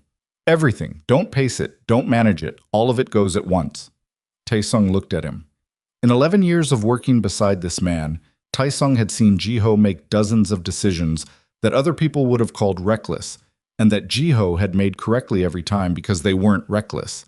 They were calculated in a way that happened to look like recklessness from the outside. This was different. Taesung could feel the difference. This was not calculated. This was chosen. You understand what this means, Taesung said. I understand exactly what it means. The organization is finished, Ji-ho said. It's been finished since Jaewon built a case against my wife. I'm just choosing to be the one who ends it. He paused. Call Park. Tell him we're moving tonight. The meeting with Han Jaewon did not happen at 8 o'clock. It happened at 9:47 in the parking structure beneath Jaewon's building, because Ji-ho did not go to Jaewon's office. He went to the parking structure, where Jaewon kept a car that he used when he didn't want to be seen entering or leaving through the lobby. Ji-ho knew about the car because Ji-ho had known about everything for 9 years, and the fact that Jaewon had forgotten this was the first real mistake the man had made. Ji-ho was leaning against the car when Jaewon walked in. Jaewon stopped 10 feet away. He had 2 men with him, large, positioned correctly, hands visible. Professional. Ji-ho had Taesung at his left and one other man he trusted whose name is not relevant to this story. Also professional. Also positioned correctly. The parking structure smelled of concrete and exhaust and the particular cold damp of underground spaces. Jaewon looked at Ji-ho leaning against his car, and something moved behind his eyes. A recalculation, rapid, the expression of a man who had walked into a situation expecting to hold the advantage and found the geometry had changed. You didn't come upstairs, Jaewon said. I prefer it down here, Ji-ho said, quieter. Jaewon studied him. You know? I know most of it, Ji-ho said. I imagine there are details I'm missing. There always are. Chaewon was quiet for a moment. Then, slowly, he let something drop from his face. The warmth, the professional courtesy, the 22 years of performed loyalty. What was underneath it was tired. Not guilty. Just tired. The way a man is tired when he has been maintaining a performance for longer than he planned and has finally reached a point where the performance costs more than it returns. You were never going to give the organization to Yoon, Chaewon said. You built it. You believe you own it. I do own it, Ji-ho said. You own it the way a man owns a fire, Chaewon said. Right up until it takes the house. Is that what this is? You protecting the house? This is me recognizing that Yoon is 73 years old and has 6 months, maybe 8, before his health becomes a crisis. And when Yoon goes, the succession question either gets answered in a controlled way or it gets answered in a war. I was trying to answer it in a controlled way. By falsifying documents with my wife's name on them. Chaewon's jaw tightened. That was insurance. It wasn't the plan. It was your plan, Ji-ho said. His voice stayed even. From the moment she walked out of the penthouse, you saw the window and you prepared for every contingency, including the contingency where I didn't cooperate. The documents were the contingency for that. Chaewon said nothing. You built a weapon out of a woman who spent 4 hours helping me 6 years ago and never knew what she was doing, Ji-ho said. And you held it for 6 years. I held it because I knew I might need it, Chaewon said. I was right. Ji-ho looked at him for a long moment. You were right that you'd need it, Ji-ho said. You were wrong about what would happen when you used it. Something shifted in Chaewon's expression. The tiredness gave way to something more alert. What does that mean? Ji-ho straightened from the car. He buttoned his jacket button, a gesture he made when a meeting was ending, one that Chaewon had seen him make 100 times across conference tables, and that Jaewon recognized now for exactly what it was. It means I've already made the call, Ji-ho said, 2 hours ago. Everything. Accounts, routes, shell companies, records, officials, associates. All of it, including you. He paused. And the falsified documents, which means the document you built to protect yourself is now federal evidence of evidence tampering, which is a different problem than the one you were trying to create. The parking structure was very quiet. Chaewon stared at him. You called Park, he said. I did. You're burning it. His voice was different now, not the performance, not the tiredness. Something underneath both of those. Something that sounded like the first honest thing he'd said. Everything you built. 15 years. Yes. For her. For the correct reason, Ji-ho said, which happens to involve her. Chaewon looked at him for a long moment. His 2 men had not moved. They were waiting for a signal that Chaewon had not given and was, Ji-ho could see him calculating, not going to give, because Jaewon was a man who thought in outcomes, and the outcomes available to him in this parking structure had just narrowed to a point. You'll go to prison, Jaewon said. Probably, Ji-ho said. For a while. Cooperation agreements have terms. And you think that's worth it? I think the alternative was spending the rest of my life as the man who let someone build a federal case against his wife to protect an empire she never wanted. Ji-ho looked at him. I've been that man for 10 days, and it's already too long. He turned. Don't run, he said, without looking back. It won't change the outcome, and it will change how the outcome feels. Come in cooperating. It's the only version where you have any control over what happens next. He walked toward the parking structure exit. Behind him, he heard Jaewon say something. Not to him, to his men. A short sentence in Korean. Then the sound of a phone being taken out.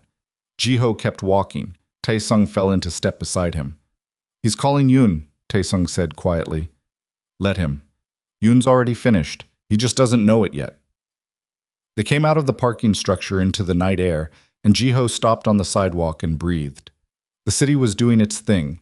Traffic, voices, the distant sound of a horn somewhere on the avenue, the ordinary, enormous machinery of 9 million people living their lives in proximity. His phone buzzed.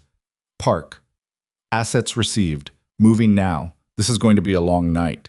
Ji-ho typed back. Take your time. Do it correctly. He put the phone in his pocket. Where to? Tae-sung said. Ji-ho looked down the street. Flatbush, he said. I want to make sure she's settled. Tae-sung nodded. They got in the car and drove. The apartment on Flatbush that Sung-jae used as a secondary location was a third-floor walk-up that smelled like radiator heat and old wood, the kind of apartment that exists in every borough of New York, the kind that is not comfortable exactly, but is solid, is real, has walls that keep the outside out. Marcus had fallen asleep on the couch, the specific heavy sleep of a teenager who has processed an excess of adrenaline and come out the other side into exhaustion. Brianna was sitting at the kitchen table with her paintbrush, still paint dried, turning it over in her hands. Imani was standing at the window. She heard Ji-ho come in. She didn't turn immediately. She stayed at the window for another moment, looking out at Flatbush Avenue below. The bodegas and the traffic and the people moving through there Thursday night. And then she turned. She looked at him. He looked at her. He was still in his jacket.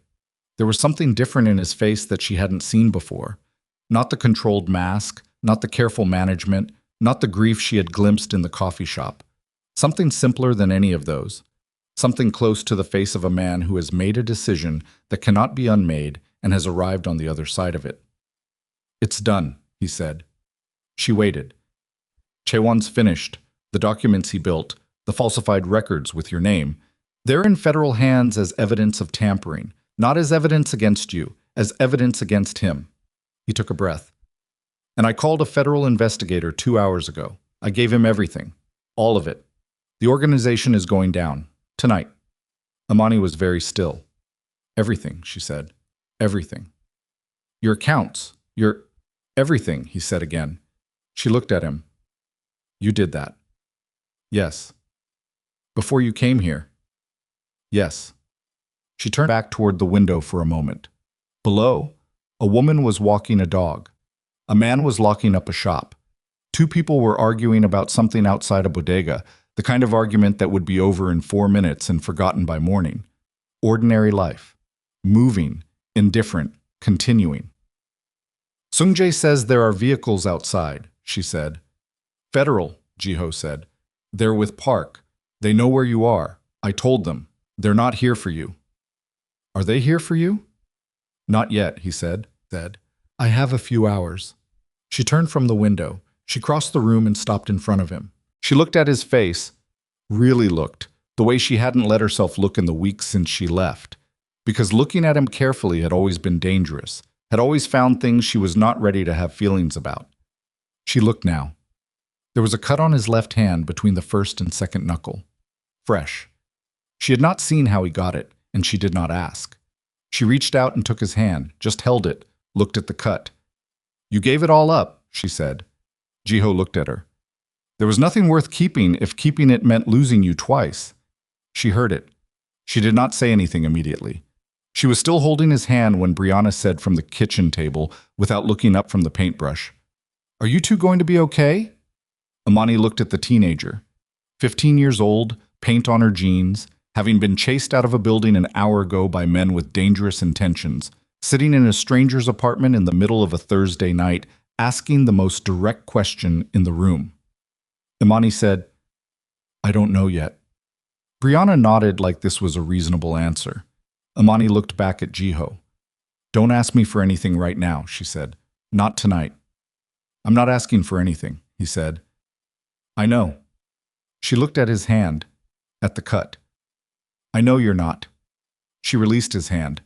She went to the kitchen and filled a glass of water and brought it back to him because his hands needed something to do as much as hers did. He took it. They stood in the small living room of a Flatbush apartment with Marcus asleep on the couch, and Brianna at the kitchen table and Sung-jae somewhere outside watching the street and the entire Beko syndicate dissolving in federal servers across the city, and Ji-ho drank the water she gave him, and Imani watched the city outside the window, and neither of them said anything for a long time. Then Ji-ho's phone buzzed. He looked at it. "Tae-sung, Yoon's people are moving, 3 locations. They know." Ji-ho showed Imani the screen. Not because she needed to act on it, because he had decided, somewhere between the parking structure and this apartment, that he was done deciding what she needed to know. She read it. "What does that mean?" she said. "It means Yoon's network is trying to pull assets before the federal freeze hits them." He paused. "They're too late, but they're going to try anyway." "Is that dangerous for us?" For the next 2 hours, potentially. He looked at her. After that, no. After that, it's federal investigators and lawyers and the very long, very tedious process of dismantling 15 years of infrastructure. He paused. Which is not dangerous, just long. And you'll be, cooperative, he said. Fully cooperative. Which means I will likely spend some period of time in a federal facility, he said. He said it flatly, without drama. The terms of the agreement are still being negotiated, but yes. Imani absorbed this. How long? She said. I don't know yet. She nodded slowly. She went back to the window. Flatbush Avenue continued below. The woman with the dog had gone. The bodega argument had resolved itself. A bus went by, full of people going somewhere, the windows lit yellow against the dark street. The Arts Center, Imani said. Sung-jae will make sure nothing happens to the building tonight, Ji-ho said. I already told him. She turned from the window. The mural is half finished. It'll get finished, Ji-ho said. I told Marcus the same thing, she said. I need it to actually be true. It'll be true, Ji-ho said. Something in his voice, not the managed voice, not the careful voice, just the plain voice of a man making a plain promise, made her look at him for a long moment. Okay, she said. Outside on Flatbush Avenue, a federal vehicle turned the corner. Then another. Ji-ho watched them from the window without moving. 2 dark SUVs rolling slowly up the block, not hurrying, not dramatic, just the slow, methodical movement of a process that had started and would not stop until it was done. That's Park, he said. Imani looked at the vehicles. I need to go out, Ji-ho said. Not right now. Another hour, maybe. I want to, He stopped. I want to stay here for another hour. She looked at him. He was not asking for anything. She had told him not to ask, and he wasn't asking. He was just stating a fact, that he wanted an hour in this apartment, in this city, before he walked out and handed himself to the process he had set in motion. She understood this was not a small thing. She also understood that she could not give him what he actually wanted, which was not an hour in an apartment, but 5 years back, which was the marriage they should have had instead of the one they built, which was her trust, returned in full, immediate, unconditional. That was not something an hour could provide. Stay the hour, she said. He sat down. Not next to her. Across the room, in the chair by the kitchen doorway, which put him at a distance that was respectful and which they both understood without discussing it. He sat and looked at the table, and she stood by the window and looked at the street, and Marcus slept on the couch, and Brianna had put down the paintbrush and folded her arms on the table and put her head down and was very still in the way of a teenager somewhere between awake and asleep. The hour passed. It was not comfortable. It was not warm. It was exactly what it was, 2 people who had loved each other badly. Sitting in a room together in the last hour before everything changed. Not pretending it was more than that. Not pretending it was less. When Ji-ho stood up, he straightened his jacket and looked at Imani one more time. She was still at the window. She didn't turn around. I'll make sure you know what happens, he said. Where things stand. I won't... He stopped, started again. I won't manage the information. She said nothing for a moment. Then quietly, without turning, I know. He walked to the door. He stopped with his hand on the handle. He did not look back because there was nothing else to say, and because looking back would have been for himself and not for her, and he had spent 5 years doing things for himself in the name of doing them for her, and he was not going to do that again. He opened the door. He walked out. In the parking structure 3 miles away, Han Jae-won sat in his car with his phone in his hand and looked at the screen and understood, with the specific clarity of a man who has been in this world long enough to know what the sequence of events means, that he had already lost. And across the city, in offices and warehouses and private suites, men who had built their power on the infrastructure of the Bayako Syndicate began receiving calls, one after another, each call the same in its essential message. It's over. And in a 3rd-floor apartment on Flatbush Avenue in Brooklyn, a 15-year-old girl named Brianna lifted her head from the table and looked at Imani standing at the window. He's gone? She said. Yes, Imani said. Brianna was quiet for a moment, then, is the mural really going to get finished? Imani looked out at the street below, at the federal vehicles, at the ordinary city moving around them, indifferent, enormous, continuing. Yes, she said, and she meant it as more than an answer about the mural.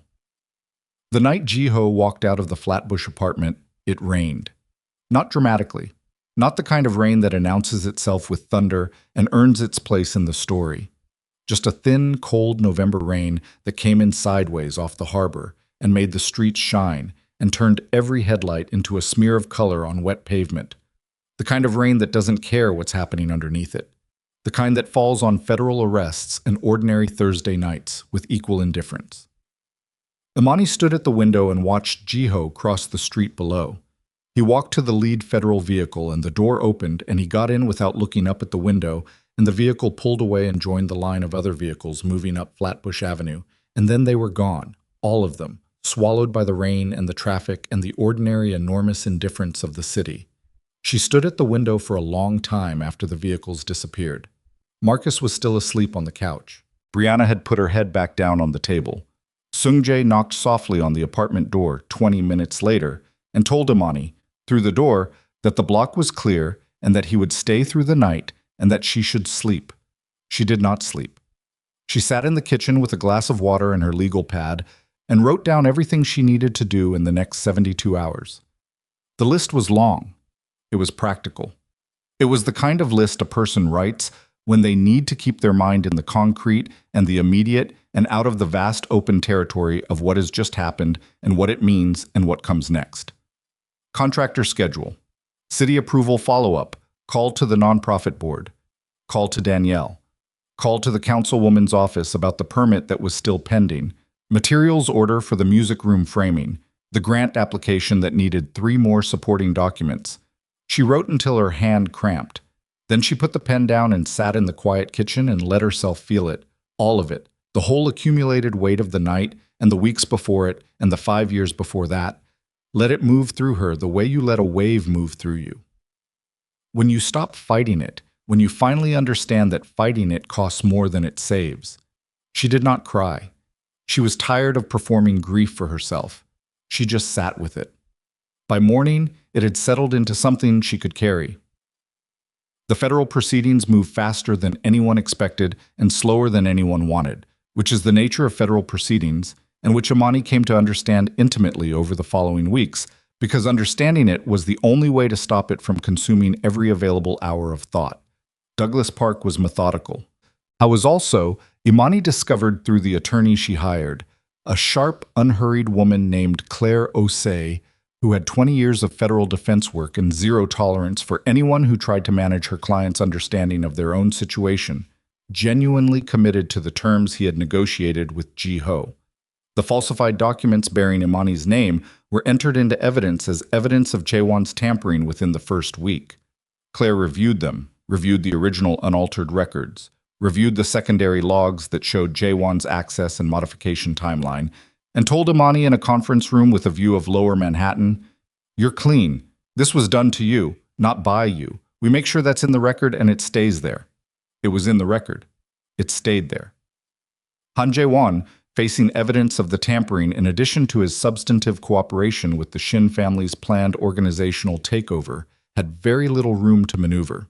He hired 2 lawyers and spent 3 weeks trying to find an angle that didn't exist, and then accepted terms that gave him 7 years and the specific indignity of being processed through the same federal system he had spent 22 years operating around.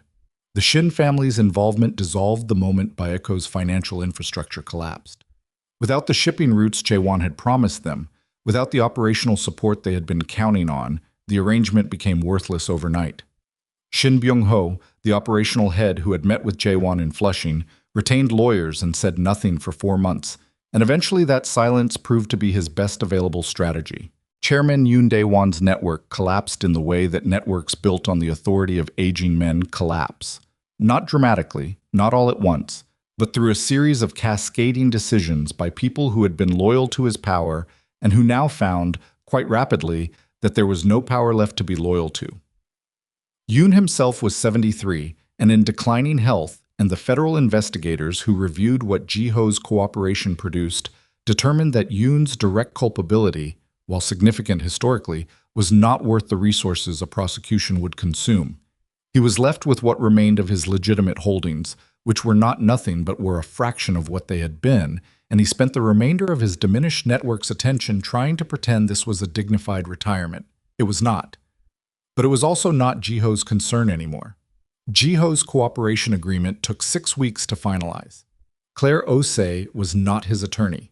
He had his own, a Korean-American defense lawyer named James Yoon, who had handled 3 federal cooperation agreements over his career, and who told Ji-ho in their first meeting, "You've given them more than they've gotten from a cooperative defendant in 15 years. The question is whether the agreement reflects that." The question was answered over 4 weeks of negotiation that Ji-ho was not present for, because he had agreed to voluntary surrendered status that kept him accessible to investigators while the terms were worked out, which meant he spent those 4 weeks in a transitional facility in Lower Manhattan that smelled like industrial cleaning fluid and was considerably less comfortable than anywhere he had slept in the previous 15 years. He did not complain about this. He did not, from what Tae-sung reported to Imani in the occasional brief calls Tae-sung made to keep her informed, because Tae-sung had decided independently and without being asked that Imani deserved to know what was happening, that this was the one area where he could correct for the information management of the previous 5 years. Expect anyone to feel sorry for him. He read. He slept.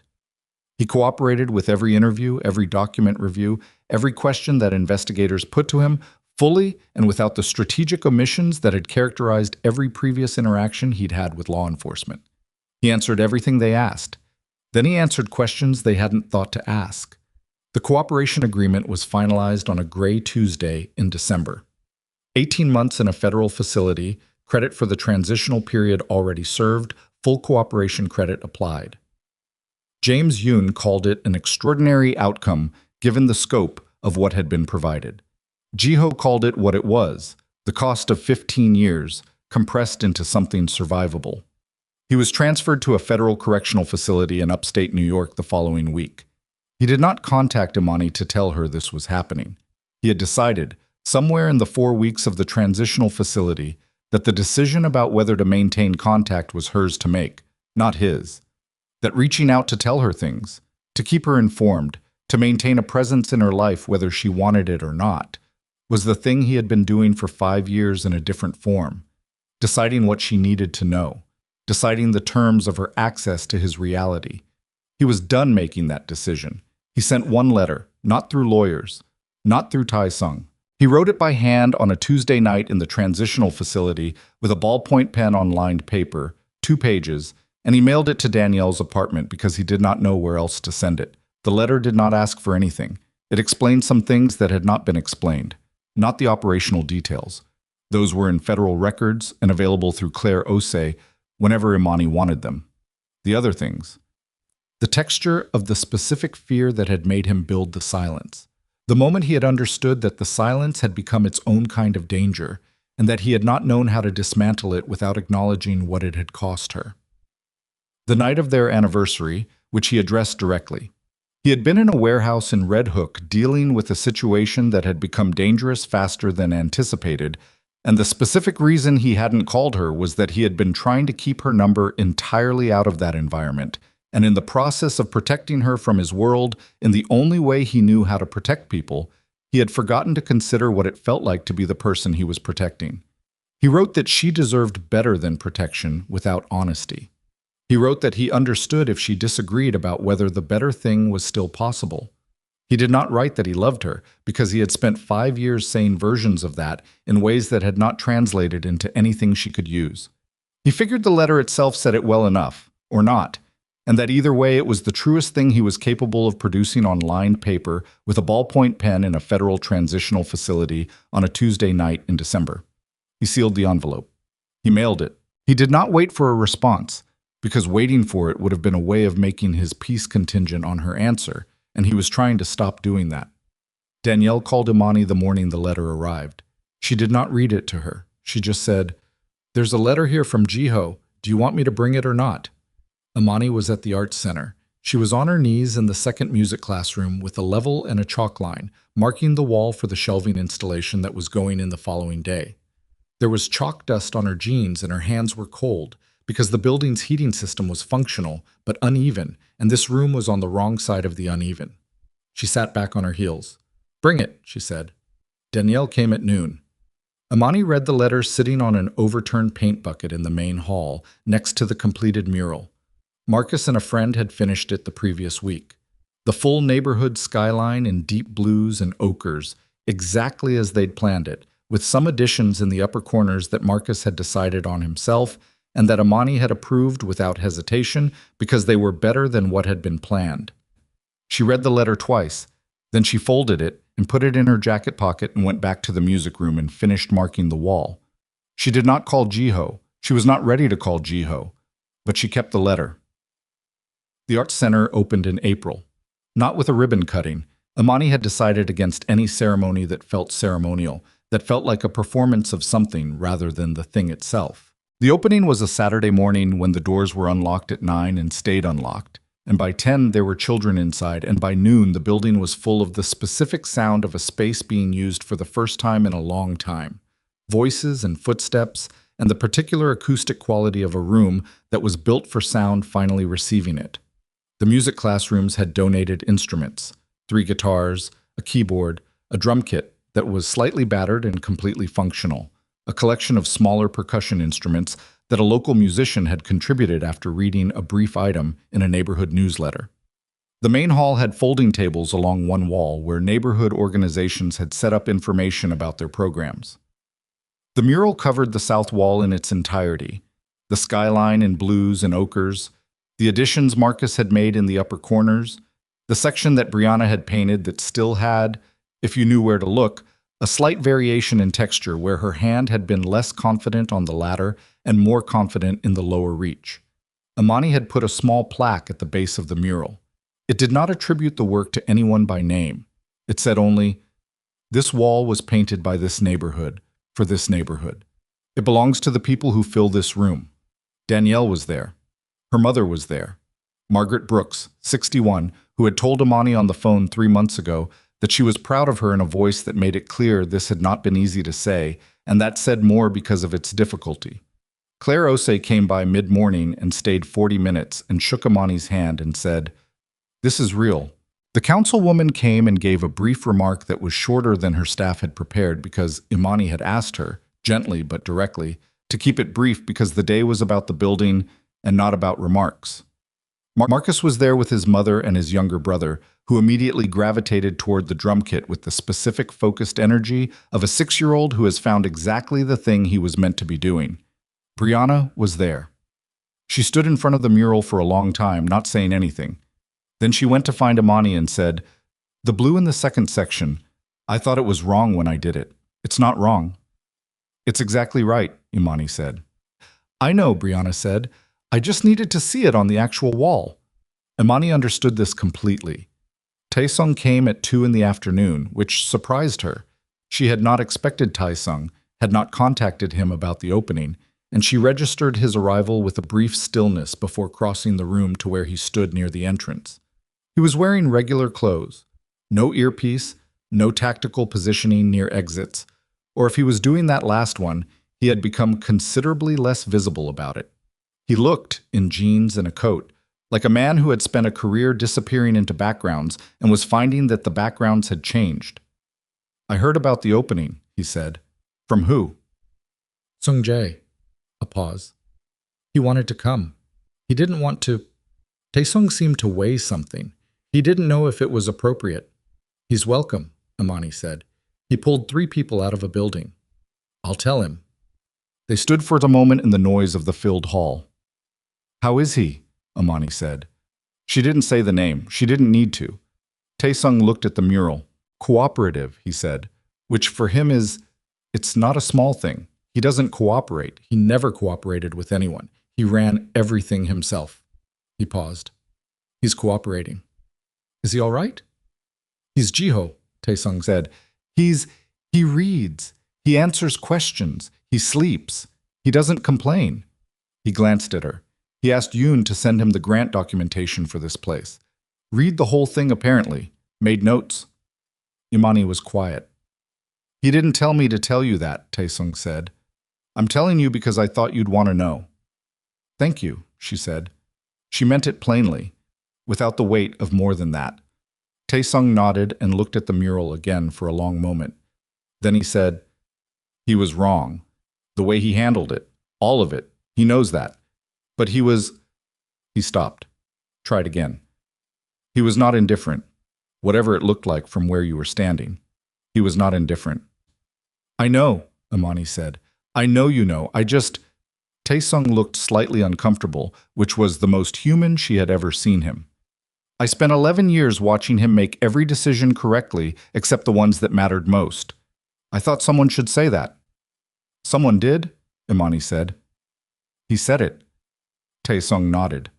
He stayed another hour and then left, and Imani went back to the work of her opening day, the handshakes and the conversations, and the children in the music rooms, and the smell of the building that was already changing again, changing from sawdust and paint into something lived in, something inhabited, something that was beginning to accumulate the particular smell of a place that people use because they want to be there. She stood in the main hall at 5 in the afternoon, when the crowd had thinned and the afternoon light was coming through the cleaned skylight she had insisted on uncovering. And she looked at the mural and the light on the mural, and she felt something that she had not felt in so long that it took her a moment to identify it. Not happiness. More durable than that. Satisfaction. The specific satisfaction of having built a thing that exists now in the world because she decided it should. She stood there for a while and let it be enough. She wrote Ji-ho a letter in May. Not immediately after the opening, not in the rush of the opening's aftermath, when everything was logistics and follow-up, and the first tentative class schedules, and the grant that came through, and the 2 new donors who had found their way to the center through the neighborhood newsletter article. She waited until she had something to say that was not reactive, that was not the product of the immediate feeling of any particular week, but that had settled into something true and durable. She wrote it on a Sunday morning at Danielle's kitchen table. She still had her own apartment by then, a 1-bedroom in Clinton Hill that she had leased in February. And that was exactly the right size for one person who needed to know that where she lived was hers. But she had come to Danielle's for coffee, and the letter happened there, which felt right because most of the honest things in her life had happened at that kitchen table. She wrote, she told him about the opening, not the ceremonial facts, but the texture of it. The sound of a 6-year-old discovering a drum kit, the look on Brianna's face in front of the finished mural, the way the skylight threw afternoon light across the south wall, in a way she had not fully anticipated, and which was better than anything she had planned. She told him she had read his letter 3 times, that she understood more than she expected to, and that understanding did not resolve everything, but that it moved some things from one category to another, from damage to explanation, and that this was not nothing. She told him that she was not going to make him any promises about what she would feel when he came out or what form anything would take. That she had spent 5 years in a marriage built on what he decided she could handle, and she was not willing to step back into any version of that, however well-intentioned, however different the circumstances. She told him that she had also thought about what he said in the parking lot of her building's loading entrance. She had not been there, but Seung-jae had told her afterward what Ji-ho had said to Imani through the door, that nobody stays here. That this was the line that had stayed with her, 3 words, in a moment of crisis, completely without performance. That this was the person she had married. That this was the person she had not been able to find inside the machinery for the last 2 years of their marriage. She told him she was not closing the door. She was just asking that whatever came through it come honestly. She told him the art center had its first guitar class the previous Thursday. 8 kids. The teacher was a 24-year-old from the neighborhood who had learned guitar at his cousin's house and taught himself theory from library books, and who was, in Imani's assessment, exactly the kind of person she wanted teaching in this building. She signed it with her name, not a formal close, not love, just her name, which she had decided was enough, and which said, by being only itself, that she was still here, that she was still herself, that she had not been diminished by any of it. She sealed the envelope and mailed it and went back to Clinton Hill and cooked dinner in her own kitchen and ate it at her own table and did not feel the silence around her as loneliness but as spaciousness, as the specific peace of a woman who knows exactly where she is and has chosen to be there. Ji-ho received the letter on a Thursday.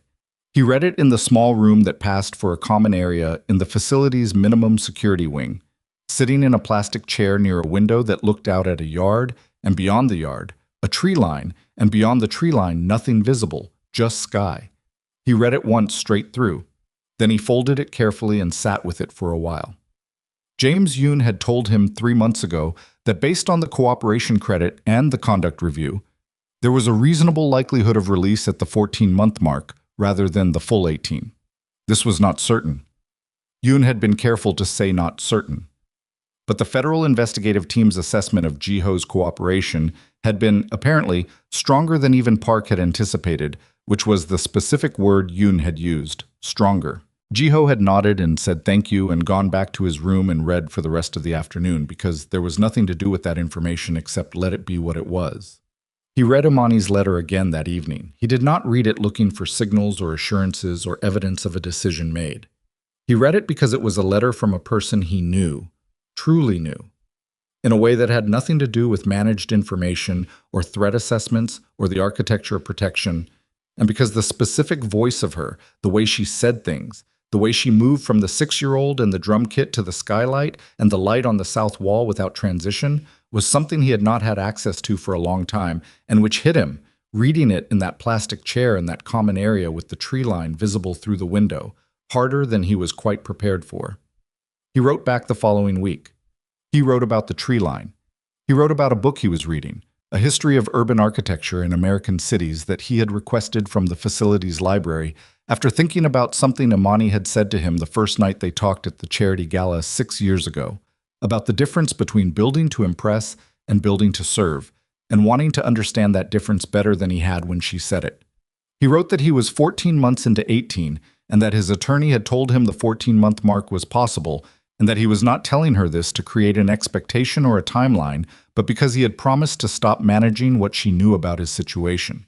He wrote that the guitar class sounded like exactly the right thing for that building. He did not write that he loved her, but he wrote to her like someone who was learning how to be honest in the space where love had been performed badly. And she understood, reading it 3 weeks later in her Clinton Hill apartment, that this was the more difficult thing to do and therefore the more meaningful one. They wrote to each other for the remaining months. Not constantly, not every week, not with the anxious frequency of people trying to maintain something that might dissolve without constant maintenance. More like the rhythm of two people who have things to say to each other and say them when the things are ready. Sometimes 2 weeks passed, sometimes a month. The letters were not long, they were honest. This was the thing that had been missing, not the words themselves, the honesty inside them. Ji-ho was released on a Wednesday in October, 14 months and 11 days after he entered the facility. James Yoon met him at the gate. It was a cold morning, the specific cold of upstate New York in October, that is different from the cold of the city, more total, less mitigated by concrete and bodies and movement. Ji-ho stood outside the gate in the coat Yoon had brought and breathed the cold air and felt the specific texture of being outside after a long time inside, which is not euphoria but is something more fundamental than that, is just the body recognizing the change in the quality of air and responding to it with a kind of cellular relief. Yoon offered to drive him anywhere he wanted to go. Ji-ho said Brooklyn. They did not go to the Arts Center directly. Ji-ho asked Yoon to drop him 3 blocks away, and he walked the rest of it, walked through the neighborhood that had changed in the time he'd been away, and also had not changed in the ways that mattered. The bodega's still there, the building facades still their particular mixture of maintained and worn, the specific sound of Brooklyn in October, all of it continuing, indifferent, real. He walked slowly. He was not in a hurry. He had called Tae-sung from the facility the previous week and told him that he was being released and when, and that he intended to go to the Arts Center. He had not asked Tae-sung to tell Imani. He had not asked Tae-sung to do anything. He had just told him, because Tae-sung had spent 14 months managing the dissolution of a 15-year organization and deserved to know what was happening, and because telling Tae-sung meant that someone in the world would know where Ji-ho was, and that this was a different thing from hiding. He did not know if Imani would be there. He had not told her he was coming. He had thought about it, had picked up the phone twice in the facility in the days before release and put it down again, not because he was being strategic, because he understood, in the particular way that 14 months of enforced stillness teaches you things, that showing up was different from announcing the showing up, that the announcement would make it a request for a specific response, would put the weight of his arrival on her before he arrived, and that this was not a weight she needed to carry on his behalf. He would go. If she was there, she was there. If she wasn't, He would see the building and walk away and write her a letter that night. He turned the corner onto the block. The art center was there. Even in October, with the trees on the block going sparse and the afternoon light lower and flatter than it had been in April, the building was different from what it had been when Imani stood outside it the first day. The facade was clean. The windows were uncovered. Through the front windows, he could see the glow of interior light and the movement of people inside.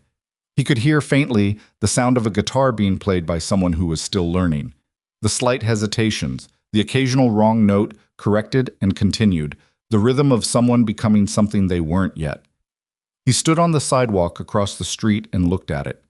He had told Marcus the mural would get finished. He looked at the building and thought about a 17-year-old and a 15-year-old putting down their brushes because a situation required immediate movement, and then coming back and finishing the thing anyway, because the thing was worth finishing. I was still standing there when the front door of the art center opened. Imani came out. She was in a jacket and jeans and carrying a folder, the way she always carried a folder when she was moving between meetings. The folder that meant she was in the middle of something practical and going from one part of it to another. She came through the front door and turned in the direction she was going and took 3 steps and then stopped. She had seen him. He was across the street. They were separated by the width of the street and the particular October light and 14 months and 5 years and everything that those contained. She stood on the front steps of the art center with the folder in her hand and looked at him. He did not cross the street. I was not going to cross the street unless she indicated that was the right thing to do. He had spent enough of his life deciding what was right for both of them. He stood on his side of the street and looked at her on her side of it and waited. Imani looked at him for a long moment. He was thinner than he had been. The coat was good, but something underneath it had changed. A loosening, maybe, or a settling, the way a person's body changes when the machinery they've been running on for 15 years is finally switched off. His hair was longer. He was standing with his hands in his coat pockets and his shoulders not squared the way they always were. Not the defensive architecture of a man perpetually calculating his position in a room. Just standing there, looking at her. She came down the steps. She crossed the street. She stopped in front of him on the sidewalk, and they looked at each other from a distance of 4 feet, and neither of them said anything for a moment. "You didn't tell me you were coming," she said. "No," he said. "Why?" "Because if I told you, you'd have to decide what to do about it before I got here," he said. "And I didn't want to make you do that." She looked at him, at the coat, at his hands in his pockets, at the particular quality of his stillness, which she had always been able to read and which was reading differently than it ever had before. Not the controlled stillness of a man managing a situation, just stillness, just the absence of performance. "Were you going to walk away?" she said. "If I wasn't here?" "Yes," he said. "And then what?" "Write you a letter," he said. "Tell you I came. Tell you what the building looks like from across the street. Tell you I could hear someone learning guitar inside." Something moved across her face. She looked down at the folder in her hands for a moment, then back up at him. "The guitar student is 9, she said. "He started 2 weeks ago. He's going to be very good when his hands are bigger." Ji-ho nodded. "Marcus has been teaching 2 afternoons a week," she said. "He decided he wanted to teach. He's good at it." "That makes sense," Ji-ho said. "Brianna got a scholarship," Imani said. "Art school. She found out last month." "Good," Ji-ho said. He meant it, completely, without any other thing attached to it. Imani watched his face as he said it and understood, from the simplicity of it, that she had been right to write the letters, and that the letters had been right about what they said, which was that this person existed, and that she had not been wrong about him, had been wrong about the version he had performed for 5 years, had been right about what was underneath it.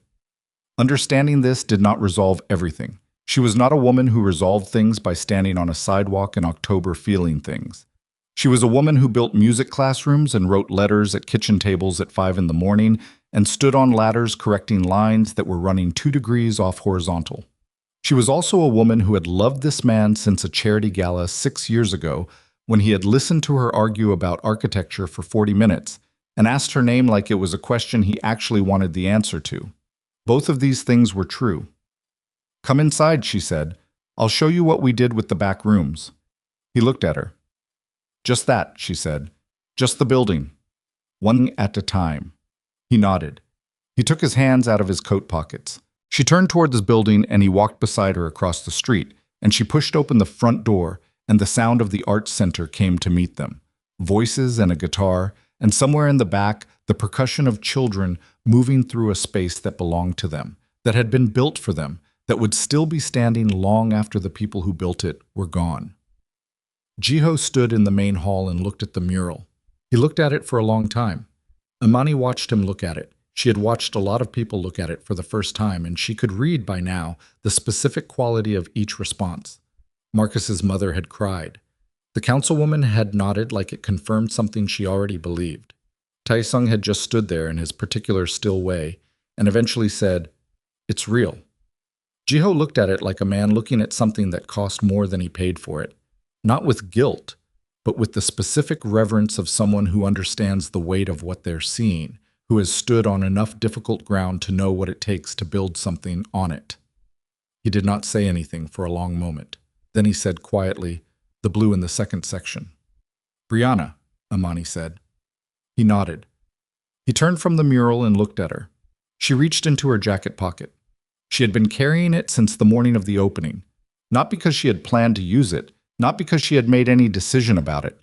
She had put it in her pocket the morning of the opening because it had been in a box since November, and at some point that morning she had taken it out of the box and put it in her pocket without fully accounting to herself for why.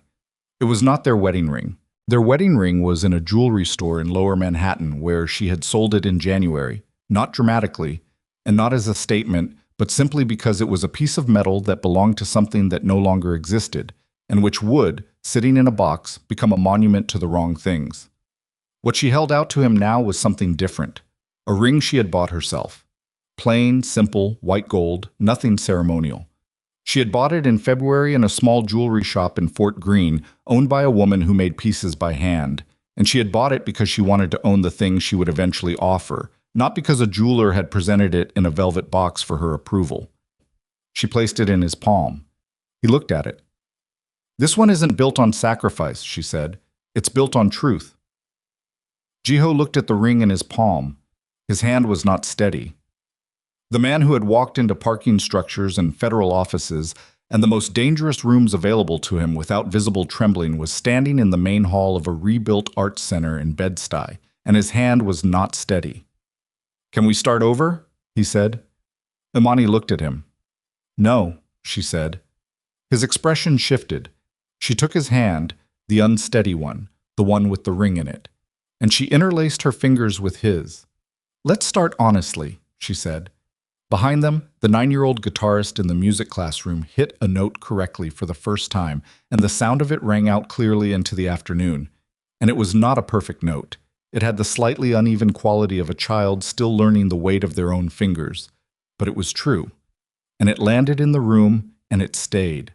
They stood in the main hall of a building that a neighborhood had built back from nothing, in a city that did not care about their history, in an October that was cold and indifferent and continuing in all directions, and Ji-ho held the ring, and Imani held his hand, and neither of them said anything else. They didn't need to. The building breathed around them. The light came through the skylight the way it always did in late afternoon, slower and lower, and more honest than morning light, the kind of light that shows you things as they actually are, rather than as you hoped they might be. And what it showed was two people standing on ground they had each broken separately, each done the work of clearing, each chosen to stand on at the same time without planning it. Not a beginning, something better than a beginning, something that had already been tested. Outside, the city continued doing what cities do, indifferent, enormous, full of its own emergencies and ordinary lives, and the constant overlapping sound of 9 million people in the process of surviving and building and losing and trying again. The Baeko Syndicate was gone, its infrastructure dismantled, its records in federal archives, its name already beginning the slow fade that the names of finished things undergo when there is nothing left to maintain them. Ji-ho's criminal empire was over. His enemies were finished or diminished or in the same federal system he had cooperated with, serving the terms of their own accounting. The secret that had poisoned 5 years of marriage between a woman who deserved truth and a man who had confused protection with love was no longer a secret. It was just history. History that two people were going to have to carry. Not put down, not pretend away, not explain around, but carry honestly, the way you carry things that have changed you, the weight of them eventually becoming just part of how you move. Imani did not return their old marriage. She had not returned it. What she held out in a jewelry shop in Fort Greene on a February morning that she had not told anyone about, what she placed in the hand of the man standing in the main hall of the building she had rebuilt, was not a restoration. It was a proposition. It was, here is who I am now, and here is what I know about who you are, and here is the truth between us with nothing removed and nothing managed, and if you want to stand on this ground with me, then stand on it. Ji-ho closed his hand around the ring. He stood on the ground. And from one of the music rooms at the back of the building, the 9-year-old guitarist found the note again, and this time held it.